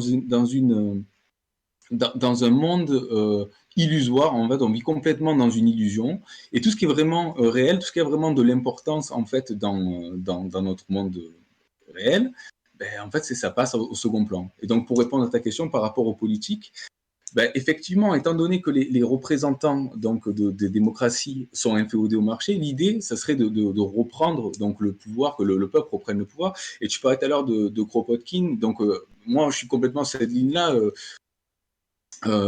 L'anarchisme, l'anarcho-communisme même, je pense que c'est vers ça qu'on devrait aller. Et moi, j'ai pensé d'ailleurs dans mon livre L'économie, j'ai pensé que ce qu'on pouvait faire, on pouvait s'appuyer. Alors, c'est un peu contradictoire avec ce qu'on disait tout à l'heure par rapport à l'utilisation de la technologie et ce que ça consomme comme richesse. Mais je pense que voilà, il ne faut pas être soit, comme tu disais tout à l'heure, soit tout non comme en 1900 ou tout non comme voilà, la ville du futur. Non, il faut trouver le juste milieu. Et je pense que la technologie, c'est pas seulement une partie du problème, mais c'est aussi une partie de la solution. Et aujourd'hui, avec en fait les technologies qui sont en train d'exploser là en ce moment, les technologies blockchain, donc qui ont notamment été popularisées grâce au Bitcoin, mais en fait la blockchain, ce n'est pas fait que pour avoir de la monnaie cryptographique, c'est aussi fait pour plein d'utilisations. En fait, si tu veux, l'idée de la blockchain, c'est de décentraliser. Alors l'exemple du Bitcoin, ça décentralise la monnaie, c'est-à-dire que chacun, en possédant un compte, une clé privée, va être sa propre banque en fait et n'aura plus besoin de passer par l'intermédiaire bancaire. Mais maintenant, avec les blockchains qu'on a maintenant et les smart contracts qui sont des contrats intelligents, en fait, c'est ce qui va permettre de programmer la monnaie. On est capable de désintermédier au-delà de la monnaie plein de choses. On est capable de désintermédier, par exemple, des notaires, des achats de bâtiments, la finance décentralisée, c'est un milieu qui est en train d'exploser en ce moment. C'est plusieurs dizaines de milliards qui sont investis dedans. Et là, en fait, tous les intermédiaires, donc qu'ils soient financiers, banquiers, tout ça, sont en train d'exploser. Et moi, j'ai pensé, c'est quelque chose qui n'est pas encore fait actuellement, mais j'ai pensé qu'on pourrait aller encore plus loin et qu'on pourrait même décentraliser donc les décisions politiques. C'est-à-dire qu'au lieu qu'il y ait un représentant qui centralise donc ce pouvoir et qui demande au peuple, oui, est-ce que vous voulez, en plus, il pose les questions qu'il veut lui, tu vois, c'est ça, les États, c'est ce qu'ils font, en fait. Il n'y a pas de vrai débat politique, en fait, parce que c'est pas le peuple qui se prononce sur quelque chose que le peuple veut. Tu vois, la conversation sur le climat, par exemple, bon, on a fait semblant, oui, on a fait une centaine ou 150 citoyens qui se sont donc documentés sur l'écologie, et puis qui ressortent avec une centaine d'idées à mettre en place, et puis finalement, le gouvernement, il en a retenu une ou deux, et puis le reste a été balayé d'un revers de la main, tu vois. Et l'idée, c'est ça, c'est de dire, bon, mais en fait, le pouvoir, il n'est pas bon dans les mains des gens. En fait, le pouvoir, il est mieux quand il est partagé envers tout le monde. Et l'idée que je développe dans ce livre-là, c'est cette décentralisation du pouvoir, c'est-à-dire avoir une application.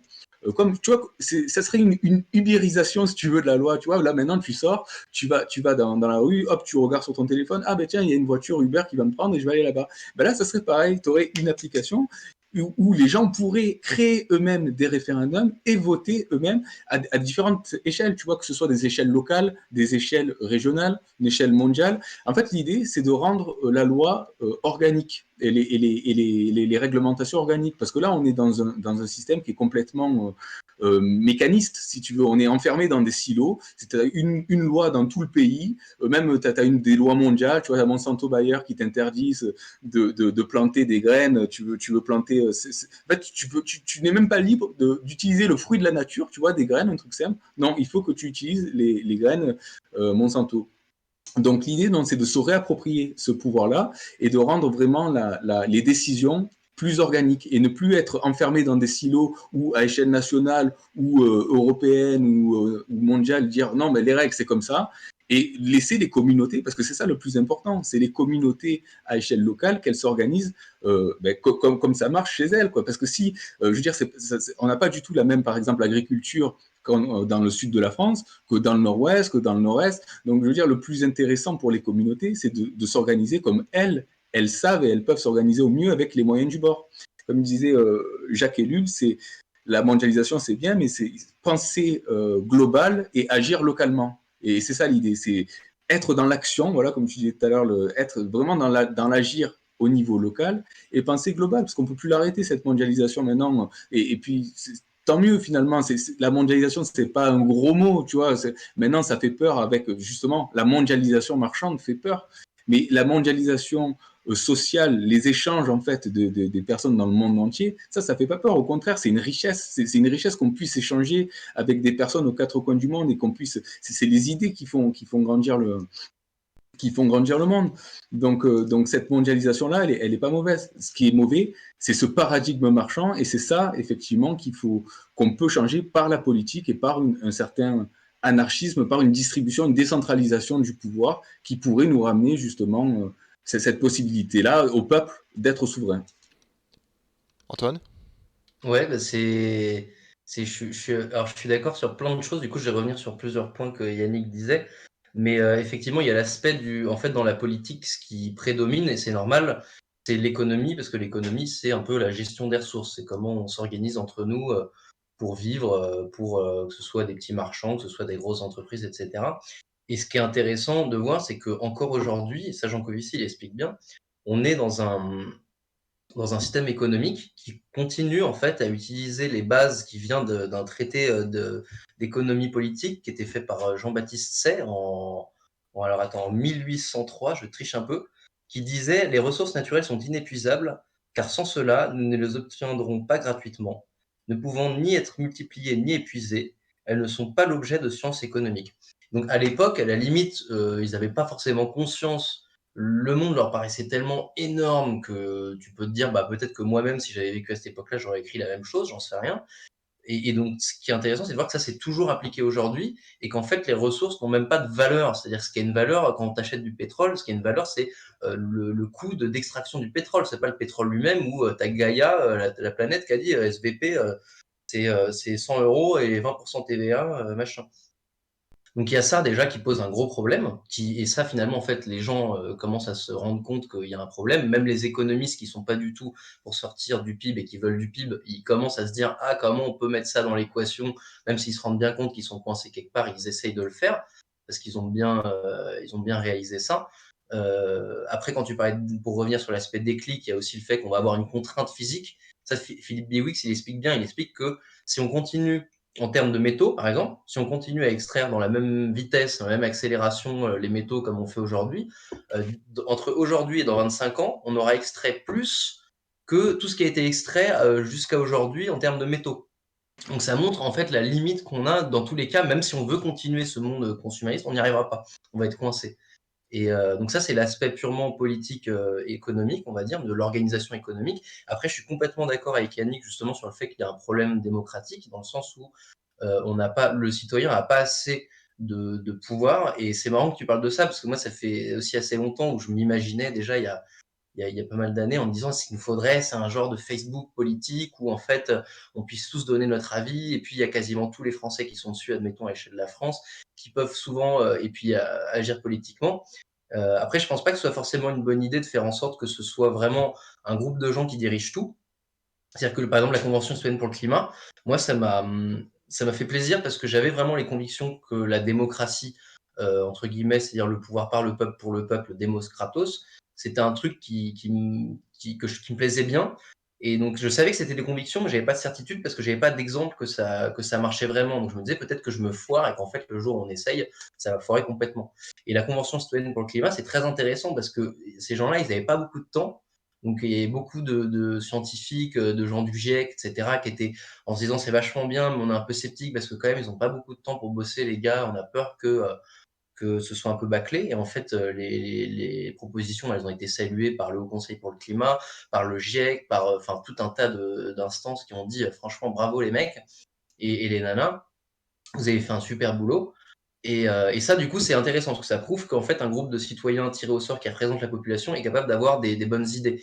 Et ça pourrait être la même chose sur le Covid. Tu vois, on aurait très bien pu faire une convention citoyenne pour le Covid, sur la gestion du Covid, et tout ce genre de choses. Et en fait, après, je suis pas forcément pour que ce soit un groupe de gens tirés au sort qui dirigent. Par contre, je trouve ça intéressant d'avoir les deux. C'est-à-dire que si on a un président qui a une grosse pression de la part de, admettons, le Sénat qui est remplacé par des citoyens tirés au sort et faire en sorte que l'Assemblée ce soit moins des énarques, etc. Là, ça devient déjà beaucoup plus intéressant parce qu'en fait, les citoyens ont vraiment leur mot à dire, tout en ajoutant, comme disait Yannick, peut-être un système sur Internet où en fait les citoyens, on peut leur demander leur avis souvent sur un sujet et on leur dit, bah voilà, là-dessus, vous en pensez quoi? Et les citoyens donnent leur avis. Après, ce qu'il faut faire attention, c'est le biais. C'est-à-dire que si derrière, on demande l'avis aux citoyens, mais qu'une semaine avant, il y a eu tout un tas de fake news sur ce sujet-là, et du coup, tous les citoyens répondent à côté de la plaque à cause des fake news, bah, ça fait un peu, je crois que je sais plus si c'était Natacha Polony ou quelqu'un qui disait, bah, si tu fais une vraie démocratie dans un système où les gens n'ont pas de possibilité d'être, entre guillemets, informés correctement, ça fait la tyrannie des imbéciles parce que, ça va juste, en fait, tout le monde va se battre par les médias pour essayer de passer des idées, pour que les gens soient d'accord avec leurs idées. Et donc, du coup, surtout aujourd'hui avec les fake news, quand tu vois Bolsonaro ou Trump qui sont fait élire plus ou moins grâce à ça, Bolsonaro, c'est énormément de fake news qui circulaient sur WhatsApp et qui ont fait que lui, ça l'a fait gagner parce que on disait tout un tas de pipeaux sur le pays, sur les opposants, etc. Donc ça, c'est l'aspect un peu dangereux. Mais par contre, si on arrive effectivement à avoir ce côté où on dit, bah voilà, voilà les pour, voilà les contre, prenez le temps en tout cas de réfléchir d'abord à cette question avant de donner de votre avis. Donc ça implique aussi qu'il y a aussi une forme d'investissement citoyen, c'est-à-dire que les citoyens, il faut qu'ils aient envie aussi. Ça, c'est assez enrichissant parce que depuis les Gilets jaunes, on voit de plus en plus de gens qui ont envie de s'investir en politique, qui ont envie de donner leur avis en fait, et qui sont prêts, même s'ils bossent énormément, à passer 1 heure le week-end pour, euh, pour passer voilà 20 minutes sur le pour, 20 minutes sur le contre, et après 20 minutes à essayer eux de donner leur opinion sur ce sujet-là. Et je pense qu'effectivement, c'est un levier qui est énorme. Et en fait, aujourd'hui, on voit le total inverse avec le Covid, c'est-à-dire qu'on a Macron qui a une forme de plein pouvoir. On est dans un jeu de Manu a dit, il faut faire ça, Manu a dit, il faut faire ça. Et même les maires sont pas au courant. Et ça, Ruffin, il explique assez bien. Il dit en 14-18, bon, ça n'a rien à voir, mais en 14-18, au début, on pensait que ça allait être une guerre très courte. Du coup, on a accepté que l'État prenne les pleins pouvoirs pour, pour pouvoir agir rapidement, pour pouvoir être efficace et, voilà, et pas mettre 3 ans à prendre des décisions. Sauf qu'au bout de 6-7 mois, ils se sont rendus compte que ça allait durer beaucoup plus longtemps. Et donc, en fait, ils ont remis en place un système plus démocratique où l'Assemblée revient pour donner son opinion.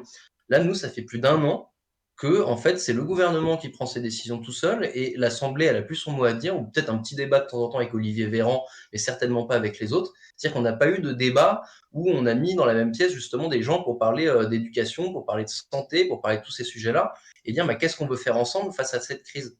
Et c'est là où du coup je rejoins Yannick dans le fait que bah, ouais, on est dans un manque total enfin, on appelle ça démocratie, mais on n'est pas vraiment dans une démocratie, même s'il y a bien pire ailleurs.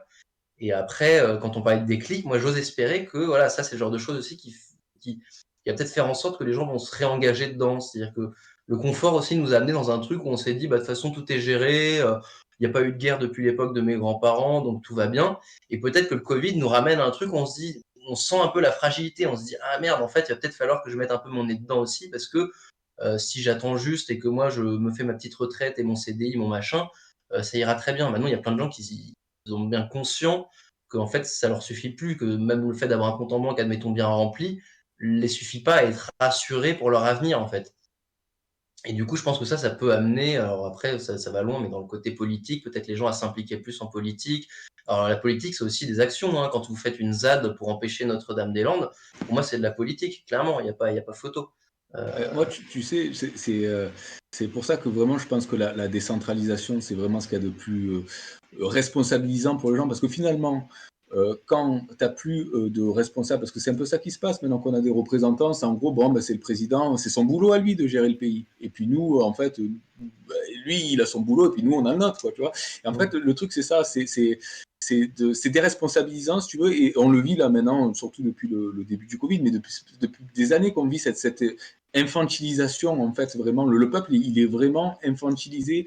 Il n'a pas vraiment son mot à dire, si tu veux. On a vraiment des États qui sont paternalistes au possible et qui décident, en fait, pour les peuples et qui disent, en fait, c'est eux qui ont le pouvoir de dire ce qui est bon pour les peuples. Alors que ça ne devrait pas être le cas, en fait. C'est cet effet déresponsabilisant, en fait, qui rend les gens encore plus infantilisants, qui les rend encore plus irresponsables et se conduire comme des enfants, en fait. Et je pense que vraiment le plus intéressant qu'on pourrait faire, vraiment le plus intelligent pour rendre la responsabilité aux gens, ça serait vraiment de décentraliser le pouvoir. Et là, il n'y a plus un responsable, on ne se cache plus derrière ce représentant pour prendre des décisions. Non, on devient tous responsables de nos actes et de nos décisions à échelle locale, régionale. Après, on s'organise. Voilà, le but, c'est vraiment de retrouver un aspect organique et agile et flexible de l'organisation. Parce que là, on n'a pas ça. On n'a pas. Et c'est cet effet voilà, qui est finalement, comme je disais tout à l'heure, on est dans des silos. Et d'être dans ces silos-là, on ne voit pas cette liberté. On se sent un peu restreint. Et puis finalement, ben voilà, on est cette restriction nous rend irresponsables. Quoi. Voilà, ben le monde il est comme ça, il ne changera pas. Ben, allez, on vit comme ça. Et moi, je pense qu'il faut vraiment rendre le pouvoir aux gens. Alors bien sûr, là, passer d'un régime où on est gouverné à un régime où c'est compliqué, mais je pense que une transition peut se faire assez rapidement maintenant avec les technologies, tout ça. Quand tu vois par exemple les monnaies digitales, il y a quelques années, les gens en rigolaient. Et maintenant, tout le monde court. La Chine a déjà son crypto-yuan, l'Europe, les États-Unis veulent faire leur crypto-monnaie. Donc en fait, je pense qu'il ne faut pas penser en termes de... Il n'y a rien qui est délirant. Il y a rien qui est délirant. Et là, la technologie, elle est vraiment en train de nous apporter des clés, des éléments sur lesquels on peut vraiment s'appuyer pour changer nos manières de prendre des décisions et de nous organiser à un niveau mondial. Et je pense que c'est vers ça qu'on devrait aller parce que tu vois, tu disais tout à l'heure, effectivement, un pays va peut-être changer, la France, et puis ça va donner l'envie aux autres pays de changer. Mais moi, je pense pas. Je pense que vraiment le problème, il est vraiment mondial. Maintenant le problème écologique, je veux dire, même si tous les pays d'Europe s'arrêtaient du jour au lendemain d'utiliser l'électricité, les voitures, tout ça, ça ne changerait rien parce que tu regardes la consommation d'énergie et des émissions de gaz à effet de serre en Chine, aux États-Unis, tout ça. Le problème, en fait, il faut vraiment qu'on se mette d'accord tous en même temps. C'est un problème qui est systémique, qui est mondial. Donc, en fait, si on ne prend pas cette décision-là tous ensemble, ben, c'est bien de le prendre à titre individuel, mais les effets, en fait, ils seront pas terribles. Et je pense que il faudrait sortir, en fait, de cette idéologie marchande qui veut cette compétition entre les nations, entre les peuples. Tu vois, c'est monter du nationalisme qu'on voit un peu partout. C'est n'importe quoi. Les gens se battent pour leur nation, mais ils comprennent pas qu'ils vivent pas dans une nation. On vit dans un monde, on vit dans un système global. Et en fait, voilà, il faudrait sortir de cet esprit de compétition, nation contre nation, mon économie, l'économie des US contre l'économie de la Chine, l'économie de l'Europe, et penser plus en termes de coopération. Je pense qu'il faut vraiment, on arrive à un point où merde, le contraire de la coopération, j'ai oublié, la compétition. L'individualisme peut-être, non? Ouais, non, l'individualisme, c'est plutôt l'égoïsme en fait le problème. L'individualisme, tu sais, on est tous des individus, c'est normal d'être individualiste, c'est complètement normal. Ce qui est moins sain, c'est d'être individualiste et égoïste, tu vois, parce que tu peux être individualiste et altruiste, ça n'empêche pas. Mais c'est cet égoïsme en fait dans lequel on est, où voilà, comme je te disais, c'est ma nation, c'est mon pays, c'est mon économie, et puis on va faire mieux. Et là, les gens ont peur, oh putain, la Chine, ça va devenir la première économie mondiale. Mais est-ce que c'est ça le problème? Les gens, en fait, ils ont peur, tu vois, comme on le disait tout à l'heure, sur des problèmes qui sont fictifs, des problèmes d'argent. Et voilà, ben les Chinois, ils vont tout racheter, ils rachètent déjà tout en Afrique, ils vont tout racheter en Europe. Mais c'est pas ça le fond du problème. C'est tous ces problèmes financiers, c'est de l'illusion. Et la vraie réalité, en fait, elle nous passe sous le nez. Et il faudrait qu'on sorte de cette compétition pour vraiment s'organiser ensemble et dire, bon, voilà, les problèmes, c'est ça, érosion de la biodiversité, zoonose, comme tu disais, la déforestation, l'acidification des océans, la pollution de l'air, le réchauffement climatique qui va causer, donc, comme tu disais tout à l'heure, les réactions, ça sera d'ici à 2050, 2 milliards de réfugiés climatiques d'ici 2050, 5 milliards, dit la Banque de France, de personnes qui seront atteintes de la malaria.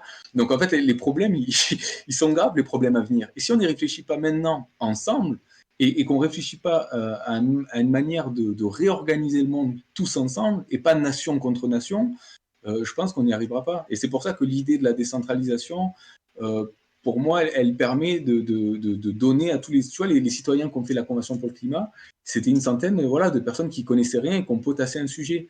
Et puis, en potassant le truc, ils ont réalisé, en fait, et ils ont pondu des bonnes solutions. Ben, l'idée, ça serait de donner cette opportunité à tout le monde sur Terre, en fait, de travailler sur ça. Mais ça demande un changement de paradigme. Parce que pourquoi les gens ne prennent pas le temps de faire ça? Parce que ce paradigme marchand-là, dans lequel on doit travailler, bon, nous en France, on travaille 35 heures, mais il y a des pays qui travaillent 40, 50 heures, 60 heures par semaine.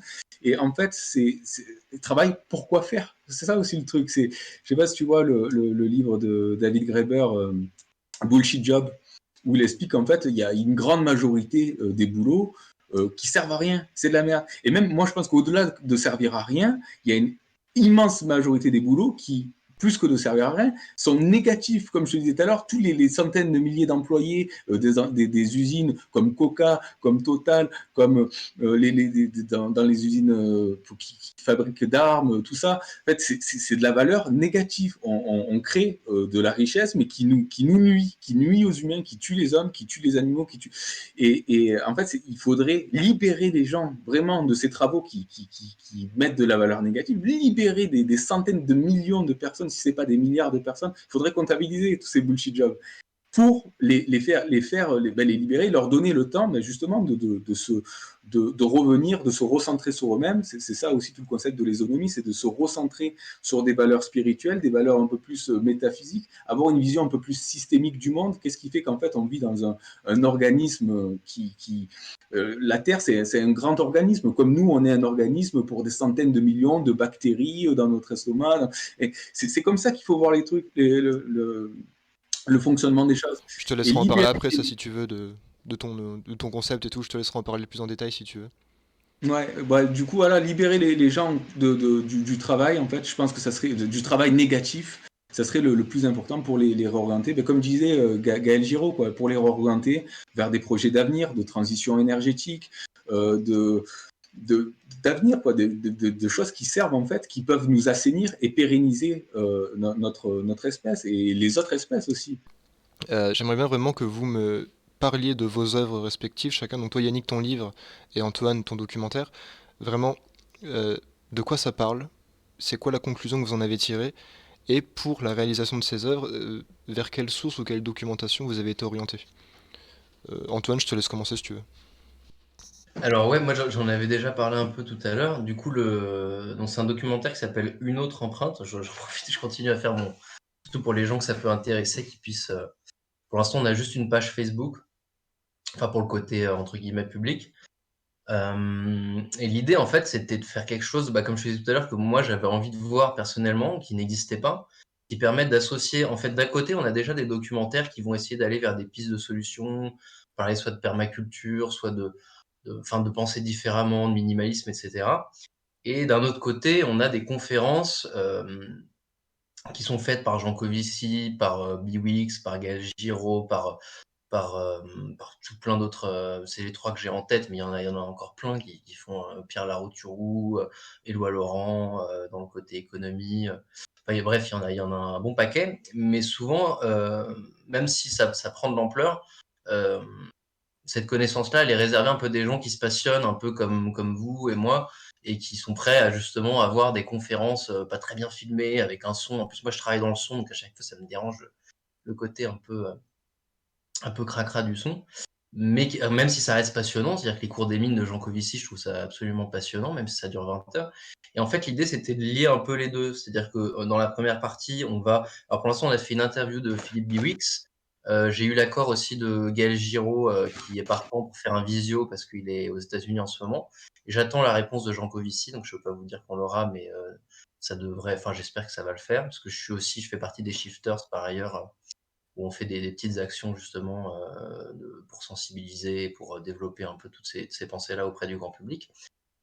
Et du coup, l'idée, ça va être en fait de prendre un peu la pensée de ces gens-là et de la vulgariser. C'est-à-dire qu'on va prendre les propos d'explication sur l'énergie et l'économie par exemple, de Jean Covici, et mettre de l'animation, mettre du motion design dessus, en fait, pour permettre de comprendre avec des graphiques animés, avec des petites animations qui permettent d'aider, en fait, à la compréhension du sujet, et aussi d'avoir un aspect un peu ludique qui sort de l'aspect très formel, et qui permettra de mettre le point sur les i. Après, nous, l'idée, c'est vraiment de parler aux Français, en fait, aux Français, on va dire francophones, parce que c'est plus facile, même s'il y a le côté global, comme disait Yannick tout à l'heure, je trouve que moi, je pense pas que ça va être justement tout d'un coup, globalement, tous les pays vont réussir à se mettre vraiment d'accord.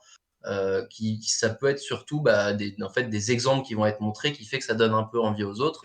Et c'est vrai que je pense que quand on en parle, c'est plus facile de s'identifier entre guillemets et d'avoir conscience et de s'engager sur le problème quand on se parle à nous peut-être en tant que Français ou en tant qu'Européens ou francophones. Bon là on a choisi la France, c'est aussi pour ça que dans les solutions qu'on propose, enfin les pistes de solutions qu'on propose, c'est exclusivement des gens qui sont en France.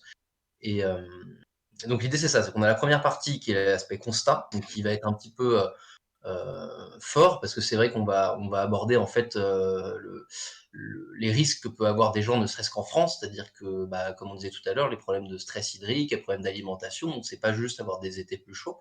Donc pour que les gens saisissent bien en fait de quoi il ressort 2050, 2060 si on continue comme ça. Donc ça fait, entre guillemets, encore plus peur que l'aspect climatique qu'on nous dit aujourd'hui. On va aussi débunker l'aspect de mettre des éoliennes partout, des photovoltaïques partout. En fait, de voir l'aspect, entre guillemets, il n'y a rien qui est 100% propre, c'est-à-dire que tout a un impact. Et donc du coup, de voir, effectivement, les éoliennes, ça a tel impact, le photovoltaïque, ça a tel impact. De voir comment on arrange tout ça. Donc ça veut pas dire qu'il en faut pas du tout. Ça veut pas dire qu'on va se dire on est anti-éolienne, anti-photovoltaïque. C'est juste qu'il faut le faire intelligemment et ne pas être dans la boulimie comme on a fait sur tout le reste et ne pas aller vers, je sais pas si c'est un concept que vous connaissez bien, mais qui est l'effet rebond, qui est que dès qu'en fait on a une découverte technologique, on pense que ça va nous permettre de dépenser moins, mais en fait c'est l'utilisation qui va être augmentée. Par exemple dans les voitures, les 2 chevaux, à l'époque, elles pesaient autour de 700-800 kilos. On pouvait soulever ça à 5 et elles consommaient 5 litres au 100. Aujourd'hui, les bagnoles de 1,6 tonne, elles consomment 5 litres au 100. Donc, on a fait de l'efficacité. Mais sauf qu'on, plutôt que de faire des voitures toujours aussi légères qui consomment moins, on a fait des voitures plus lourdes qui consomment autant, voire plus.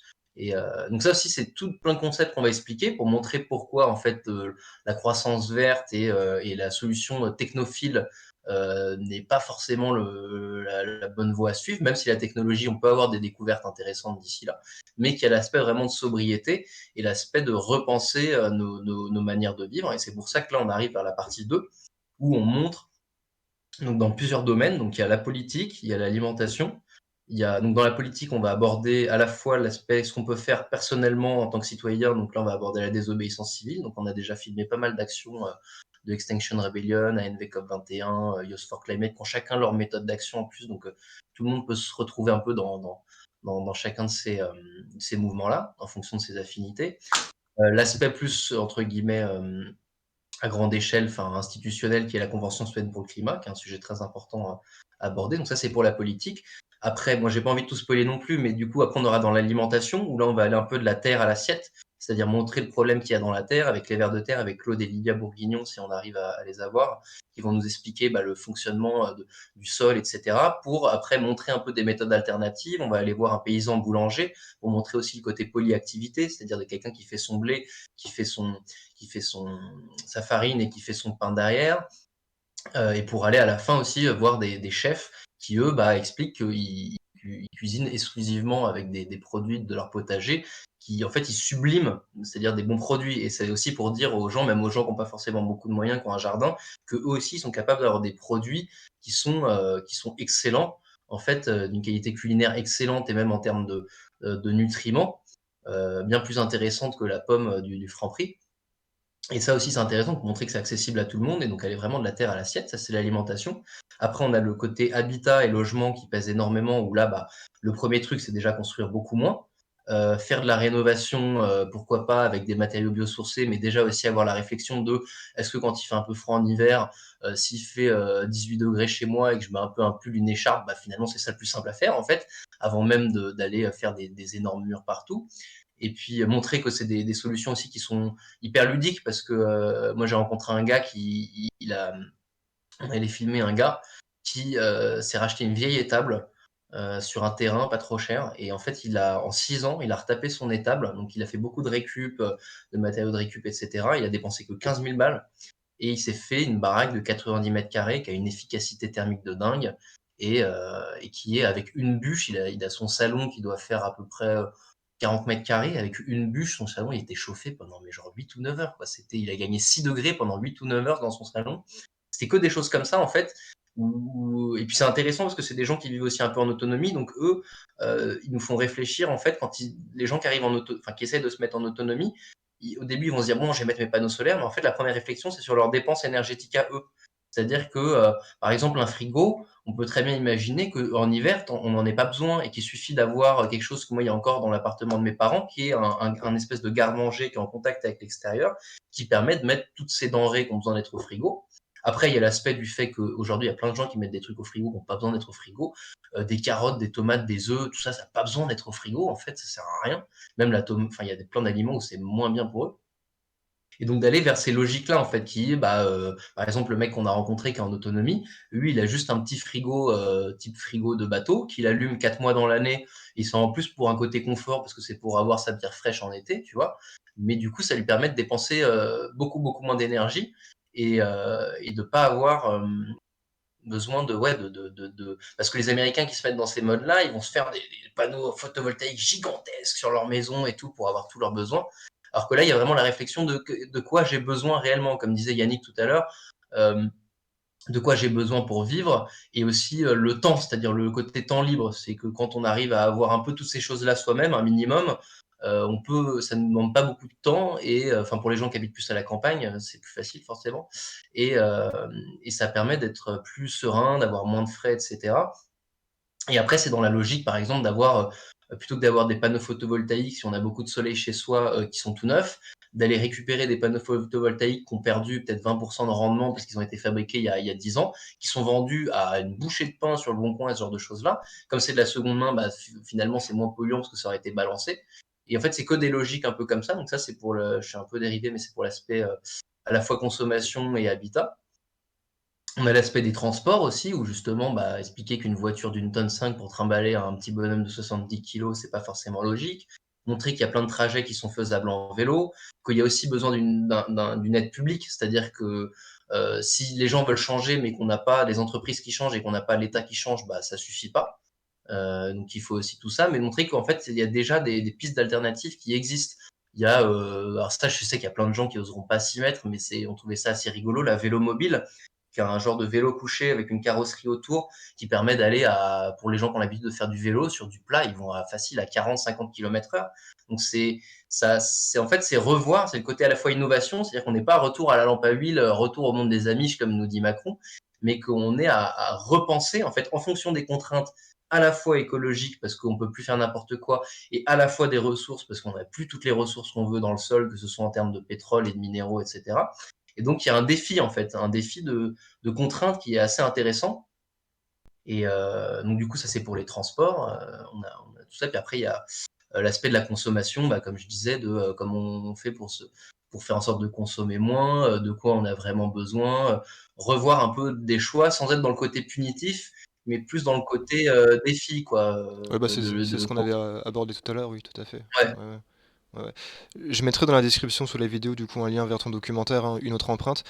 Est-ce Cool. que il y a une façon ou un moyen de t'aider? Est-ce que tu es financé? Est-ce que tu es ouvert une sorte de page Alors, participative? Est-ce qu'on peut t'aider par quelconque moyen, à part te diffuser? Alors, c'est cool de demander. En fait, justement, on a fait la page Facebook parce que d'ici le mois de mai, d'ici mi-mai, fin mai, si on arrive à avoir tout ce qu'il nous faut, en fait, on est en train de monter un teaser en ce moment où on va justement montrer le projet, on va montrer quelques extraits du projet qu'on a déjà filmé parce qu'on n'a pas pu tout filmer, pour justement faire un crowdfunding et lever des fonds. Parce qu'en fait, moi et mon ami, on bosse dans le milieu de l'audiovisuel, dans la télé. Moi, je suis ingénieur du son à la base. Je fais du cadrage aussi occasionnellement, mais c'est surtout ingénieur du son dans l'instit et dans le reportage et un peu la pub. Et mon pote est plus dans la télé pour ce qui est cadrage et aussi montage. Mais on sait, en fait, moi, j'ai rencontré, pour être à la dernière étape au mixage de plein de reportages et documentaires, que en fait, il y a énormément de réalisateurs qui voient leur vision complètement tournée parce qu'en fait, la prod, elle a une autre vision derrière et que c'est pour ça que un docu M6 ressemble vachement à un docu M6 et que Arte, même s'il y en a des vachement bien, il y a toujours une espèce de forme qui reste similaire. Et donc, nous, on a voulu s'extraire de ça. Donc pour deux raisons, à la fois pour que le docu il puisse être libre, c'est-à-dire que nous, si on arrive à lever 50 000 euros, on arrivera à faire le projet comme on veut. Donc il y a beaucoup de besoins pour tout ce qui est animation, motion design, parce que ça prend du temps et ça coûte cher à faire. Et le fait qu'on sache un peu tout faire nous fait déjà réduire beaucoup les frais. Et donc l'idée, c'est qu'après ce documentaire-là, qu'on arrive déjà dans un premier temps peut-être à le diffuser en cinéma dans certaines salles, mais qu'à terme, il puisse être disponible en fait sur le web et pas, enfin qu'il soit disponible en fait soit gratuitement, soit à prix libre, mais qu'il n'y ait pas cette contrainte de devoir, parce que moi, de temps en temps, je regarde des documentaires, je vais les regarder en VOD, je vais foutre 5 balles parce que j'ai les moyens, moi, de foutre 5 balles, parce que voilà, j'ai la chance de pas trop mal gagner ma vie. Mais je sais qu'il y a plein de gens qui n'ont pas les moyens et qui du coup pourront pas regarder ce documentaire-là. Et je trouve ça dommage parce que le documentaire, pour moi, c'est vraiment c'est un super format et c'est fait pour être partagé au maximum. Et du coup, l'idée, c'est qu'on puisse derrière le mettre soit à prix libre, soit mettre vraiment gratuitement. On peut le mettre sur Pour que YouTube. tout le monde ait accès à ça. Donc en fait, l'idée, c'est vraiment, dans un premier temps, suivez la page Facebook et vous aurez toutes les infos dessus parce que nous, on va sortir le teaser derrière d'ici mois de mai. Et là, à partir de là, vous pourrez nous aider soit en partageant le teaser, soit en mettant 5, 10, 20, 50 euros pour nous aider sur le projet. Et comme Parfait, ça, derrière, nous, on pourra faire ça de manière vraiment efficace, parfait, quoi. ça marche. Cool. Yannick, toi du coup, ton bouquin, de quoi ça parle et comment tu t'es documenté, sur quoi tu t'es appuyé pour l'écrire? Ouais, alors ok, bah du coup ouais, je vais un peu mieux expliquer parce que du coup je suis pas vraiment rentré dedans. Bah alors en gros, effectivement, moi, pour écrire ce bouquin, je suis parti du principe qu'en fait je voulais parler un peu de spiritualité aux gens parce que c'est quelque chose en fait, j'ai l'impression qui s'est complètement effacé derrière la matérialité en fait du monde marchand dans lequel on vit. Et moi à la base, bon j'ai ni été super matérialiste ni très spirituel, hein. En fait moi j'étais même très cartésien, tu sais, j'étais dans cette idée que voilà, notre conscience, c'est un tas de faisceaux électriques dans la tête, et puis quand tu meurs, il n'y a plus d'électricité, il n'y a plus de courant, c'est blackout, et puis c'est fini, quoi. Et puis en voyageant, en fait, j'ai eu l'occasion de faire une expérience chamanique qui m'a fait réaliser, en fait, j'ai eu une expansion de conscience, comme l'ont, on va dire, les grands méditants ou dans certaines religions, dans certains noyaux ésotériques vont faire ces expériences-là. Et là, j'ai réalisé, je me suis dit, ah ouais, d'accord, en fait, j'ai complètement repensé le fonctionnement de l'univers, quoi, en fait, la conscience. Et je me suis mis à étudier vraiment. Alors avant, j'étais vraiment anti-religion, je voulais pas en entendre parler. Pour moi, c'était bon qu'à faire des guerres, tout ça, ces trucs-là. Je me suis mis un peu à regarder dans le fond ce que ça disait un peu partout. Dans la science aussi, des expériences de mort imminente, ce qu'en disent les neurologues, tout ça. J'ai réussi à synthétiser, si tu veux, une information qui puisse expliquer ce phénomène qui n'est pas explicable vraiment par la science parce que c'est métaphysique et nos sciences sont physiques. Donc forcément, on part mal quoi, pour expliquer quelque chose de métaphysique avec le mauvais référentiel, quoi, si tu veux. Et moi, de cette expérience-là, je me suis dit, enfin, ça m'a fait découvrir un monde. Et tu vois, comme là on débat, j'aime énormément partager tout ça. Et je me suis dit, j'aimerais parler de ça aux gens, mais j'ai conscience qu'en fait, enfin, moi, il a fallu que je le vive, tu vois, pour m'ouvrir à ça. Et je me suis dit, bon, comment je pourrais lier, qu'est-ce qui parle le plus aux gens? Bon, on vit dans un monde qui est économique avant tout, hein, avant même d'être écologique et tout ça, c'est financier, c'est économique. Et vu que c'est en même temps ce que j'étudie, je me suis dit, bon, ben, c'est génial. C'est deux trucs qui me passionnent, à la fois l'économie et puis la spiritualité m'a passionné plus tard. Et je me suis dit, ben, je vais écrire un bouquin donc, pour justement relier les deux et l'économie, en fait, c'est une économie spirituelle, en fait, si tu veux. C'est comment avoir une économie. L'économie, c'est l'échange humain, en fait, hein, c'est les interactions qu'on va avoir entre nous. Et comment avoir des interactions qui soient un peu plus basées sur du lien social, humain et spirituel que juste sur l'objet, la marchandise et le financier. Et donc, ben voilà, donc pour en venir donc au livre, donc en gros, j'explique le développement de la monnaie, comment en fait les premières monnaies sont apparues. Donc en fait, on a commencé les tablettes en argile, c'était du crédit d'abord. Puis ensuite, ce crédit, on a fait des monnaies, donc des pièces de métaux précieux qui après ont été estampillées par des tampons d'État. Et puis après, on en est venu carrément aux banques avec les crédits bancaires. En fait, c'était une nouvelle forme du crédit, si tu veux. Et en fait, j'explique comment, si tu veux, ce fonctionnement-là on est passé de fonctionnement d'économie agraire très primitive à des économies comme on a maintenant, qui sont ultra développées. Et comment, à la base, en fait, c'était un outil vraiment, cet outil économique-là, la monnaie, un outil de sagesse pour nous aider justement à nous élever ensemble et à partager des connaissances les uns avec les autres. Et en fait, c'est cette synergie des connaissances qui nous a permis de nous élever, à la fois, bon, on va dire matériellement pour avoir plus de confort, mais aussi spirituellement quelque part, parce que ce gain de connaissances nous a aidé à mieux comprendre, à mieux nous représenter le monde, et nous a aidé à avoir une meilleure connaissance de soi. Et en fait, c'est le fil d'Ariane tout le long de mon livre, c'est la connaissance de soi, c'est la sagesse. Et cette sagesse-là, c'est quelque chose, bon, mais bien sûr, on a besoin, c'est comme je disais tout à l'heure, c'est un double mouvement, on a besoin de ce rapport à l'autre, de ce rapport au monde pour avoir un feedback et nous aider à grandir, mais c'est aussi une connaissance à l'intérieur, en fait. C'est pour ça que tous les grands méditants passent des heures, des jours, des semaines, des mois à méditer pour aller au fond d'eux-mêmes et à couper leur mental, en fait, pour voir cette réalité spirituelle, métaphysique, en fait, qui dépasse notre réalité. Parce que si tu veux, mais ce que j'explique au travers de mon livre, en fait, c'est que dans toutes les religions, quelles que soient les époques, si tu remontes à l'Égypte antique, il y a plus de 5000 ans, pour les taoïstes, il y a 3 ou 4000 ans, pour tout ce qui est religion chrétienne, il y a 2000 ans, bon, l'islam un peu plus récemment.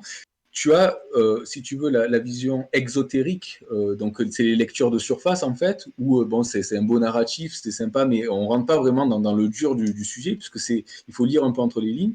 Et tu as donc ce qu'on appelle une vision ésotérique, donc c'est plus le noyau, vraiment le message, on va dire, caché qu'il y a au cœur de chaque religion.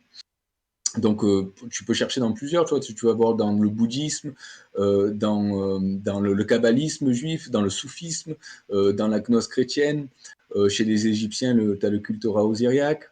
En fait, tous ces cultes-là, si tu veux, te disent la même chose de différentes manières avec leurs propres mots, puisque c'est des civilisations qui ne se sont pas rencontrées, qui ne se sont pas parlé, mais t'expliquent ce même phénomène, ce dont je parlais un peu plus tôt, d'expansion de conscience, en fait, et de connexion avec un principe divin, qui est d'ailleurs le même phénomène que tu retrouves expliqué maintenant par les gens qui vivent des expériences de mort imminente.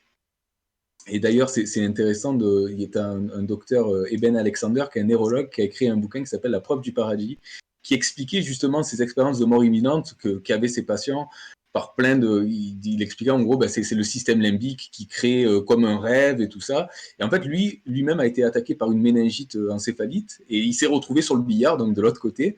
Et il a vécu une nuit. Et quand il est rentré, il a écrit ce bouquin-là, La preuve du paradis, qui explique la même chose, en fait. Quelle est la vérité derrière le monde dans lequel on vit? Et donc, l'idée donc, de ce bouquin, Les Onomies, c'est de dire, bon, ben voilà, on peut déjà, en termes de nécessité, on a le strict nécessaire pour qu'on survive, c'est donc de la nourriture et un toit pour ne pas mourir de froid, pour dormir dans un lieu sécure. Mais aussi, il y a une connaissance sur la pyramide de Maslow, d'ailleurs, ça arrive tout en haut, c'est ce besoin de se connaître soi-même, ce besoin de sens, en fait, c'est cette quête de sens. Et ce que j'explique aussi dans mon livre, c'est que en fait, cette quête de sens, elle s'est un peu perdue finalement par... tu sais, Pascal disait, en gros, le vide, Blaise Pascal disait, le vide que chaque être humain ressent au fond de lui, c'est un vide en forme de Dieu. Et en fait, ce vide en forme de Dieu, c'est ça, c'est ce manque à un principe métaphysique, à quelque chose qui nous dépasse, tu vois, un principe divin. Et ce vide-là, en fait, l'homme va chercher à le combler tout le long de sa vie par plein de trucs, par de la consommation, par de la bouffe, par des plaisirs charnels, du sexe, par du voyage, par des besoins de pouvoir, en fait, tout ce qui est possible, en fait, tout ce sur quoi l'esprit va se focaliser, ça va être un moyen de combler ce vide. Mais en fait, ça ne comblera jamais vraiment ce vide, parce que si tu veux, ces distractions, comme disait Pascal, c'est des distractions qui, au contraire, nous éloignent encore plus de cette véritable nature, en fait, qui est purement spirituelle. Et donc l'idée, en fait, c'est bien d'avoir des ambitions, bien sûr, il faut faire des choses, il faut être créatif. Mais l'idée, pourquoi les gens passent, les méditants passent énormément de temps à méditer ou dans les cercles ésotériques ont certains rituels pour atteindre cet éveil. En fait, c'est des rituels pour couper, si tu veux, le mental. Les juifs, par exemple, ont le choklen, tu sais, devant le mur, ils sont comme ça, dans le mur de lamentation. Tu as les soufis qui tournent sur eux-mêmes, ça s'appelle le sama, c'est une danse soufie. Bon, les méditants se concentrent juste en fait, ils n'y pensent à rien. Et en fait, l'idée, c'est de couper, si tu veux, le mental, parce que ça a été étudié hein, par donc Mathieu Ricard, qui est un moine tibétain français, quoi, qui a été vivre au Tibet, a été étudié par électroencéphalogramme. Et ils ont vu qu'en fait, quand il se met en état de méditation profonde, les ondes, si tu veux, là, on est à 30 ou 40 Hertz d'activité neuroélectrique. Et les méditants, qui savent vraiment couper le flux des pensées, descendent en dessous de 10 Hz jusqu'à entre 0 et 3 Hz d'activité neuroélectrique. Donc là, on est dans un stade presque neurovégétatif, tu vois, c'est ce qui vivent les gens qui sont en expérience de mort imminente. Et l'idée, c'est ça, en fait, c'est de dire, bon, mais bien sûr, on a besoin d'être à 30-40 Hz pour parler comme on le fait là, pour être dans la vie de tous les jours, mais il faut se retrouver quand même un temps, ce temps-là, en fait, d'être seul avec soi-même, en fait. Hein. Pascal disait, les mots des hommes viennent de ce qu'ils ne savent pas rester seuls dans une chambre. Et en fait, c'est ça, enfin, on ne sait pas rester seul, en tout cas, sans rien faire, tu vois, là, t'es chez toi, tu peux pas rester seul sans allumer l'ordi, sans faire défiler un truc sur ton smartphone, allumer la télé, cuisiner, faire un truc, faire de la musique, tu vois. Et en fait, ce truc-là, de se détacher, si tu veux, de l'activité quotidienne, c'est ce qui te permet de retourner à la source, à ta nature primordiale. Et donc voilà, l'idée du livre, c'est d'expliquer, voilà, effectivement, cette dimension métaphysique dont on s'est éloigné parce que maintenant, du coup, les religions, en fait, ça a été tellement repris par les empires et politiquement, ça a causé des centaines de millions de morts à cause de guerres, tout ça, ça a été tellement repris qu'on s'est éloigné de la religion et puis du spirituel, en fait, pour entrer dans un hyper-matérialisme et des choses qui sont purement métaphysique, comme le temps, tu vois, notre rapport au temps. Le temps, c'est quelque chose d'ultra métaphysique, en fait. Et on a matérialisé le temps, en fait, on vit dans une hyper-matérialisation où le temps, en fait, maintenant, ben, c'est plus métaphysique, c'est de l'argent, il faut... tu vois, il faut toujours, on a toujours le temps, c'est devenu un objet physique dans la poche, au poignet, au mur, tu vois, le temps est devenu un objet physique. Et si tu veux, c'est ça l'idée, c'est de dire, en fait, que cette hyper-matérialisation de concepts, même la mort, tu vois, c'est devenu un truc que purement les gens sont terrorisés par la mort, parce que ben, on est dans cette hyper-matérialisation de dire, ben, en fait, quand on meurt, comme je disais tout à l'heure, il n'y a plus rien, c'est blackout et c'est fini, c'est la fin du matériel. Alors qu'en fait, c'est le concept, ce que tu comprends, si tu veux, en entrant dans des dimensions plus spirituelles, c'est que la mort telle qu'on la conçoit, c'est pas vraiment la fin des haricots, quoi. Si tu veux, c'est juste, bah, tu vois, quand tu dors, tu rêves, et puis dans ton rêve, il se passe des trucs, peut-être que t'es autre chose, peut-être que t'es toi ou t'es pas toi, et quand tu te réveilles, bon, ben, ben, c'est la même chose, en fait. Si tu veux, tu as une continuité entre ce qu'on appelle la mort et le vivant. En fait, la conscience ne cesse jamais vraiment d'être.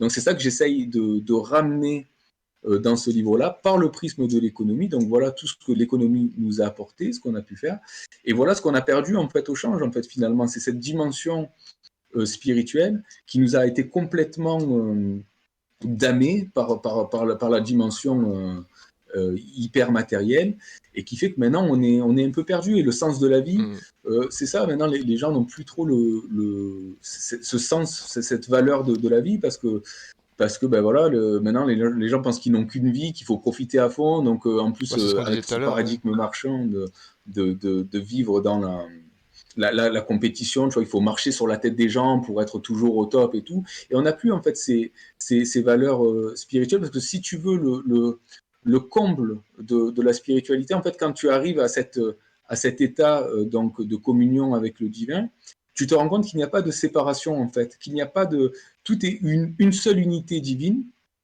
dont on fait tous partie, en fait, c'est-à-dire dans l'absolu, vraiment, je te parle à un niveau métaphysique, pas au niveau auquel on parle, toi, moi, le drapeau du Canada derrière toi, la guitare derrière toi, tout ça, ça fait qu'une seule chose en fait.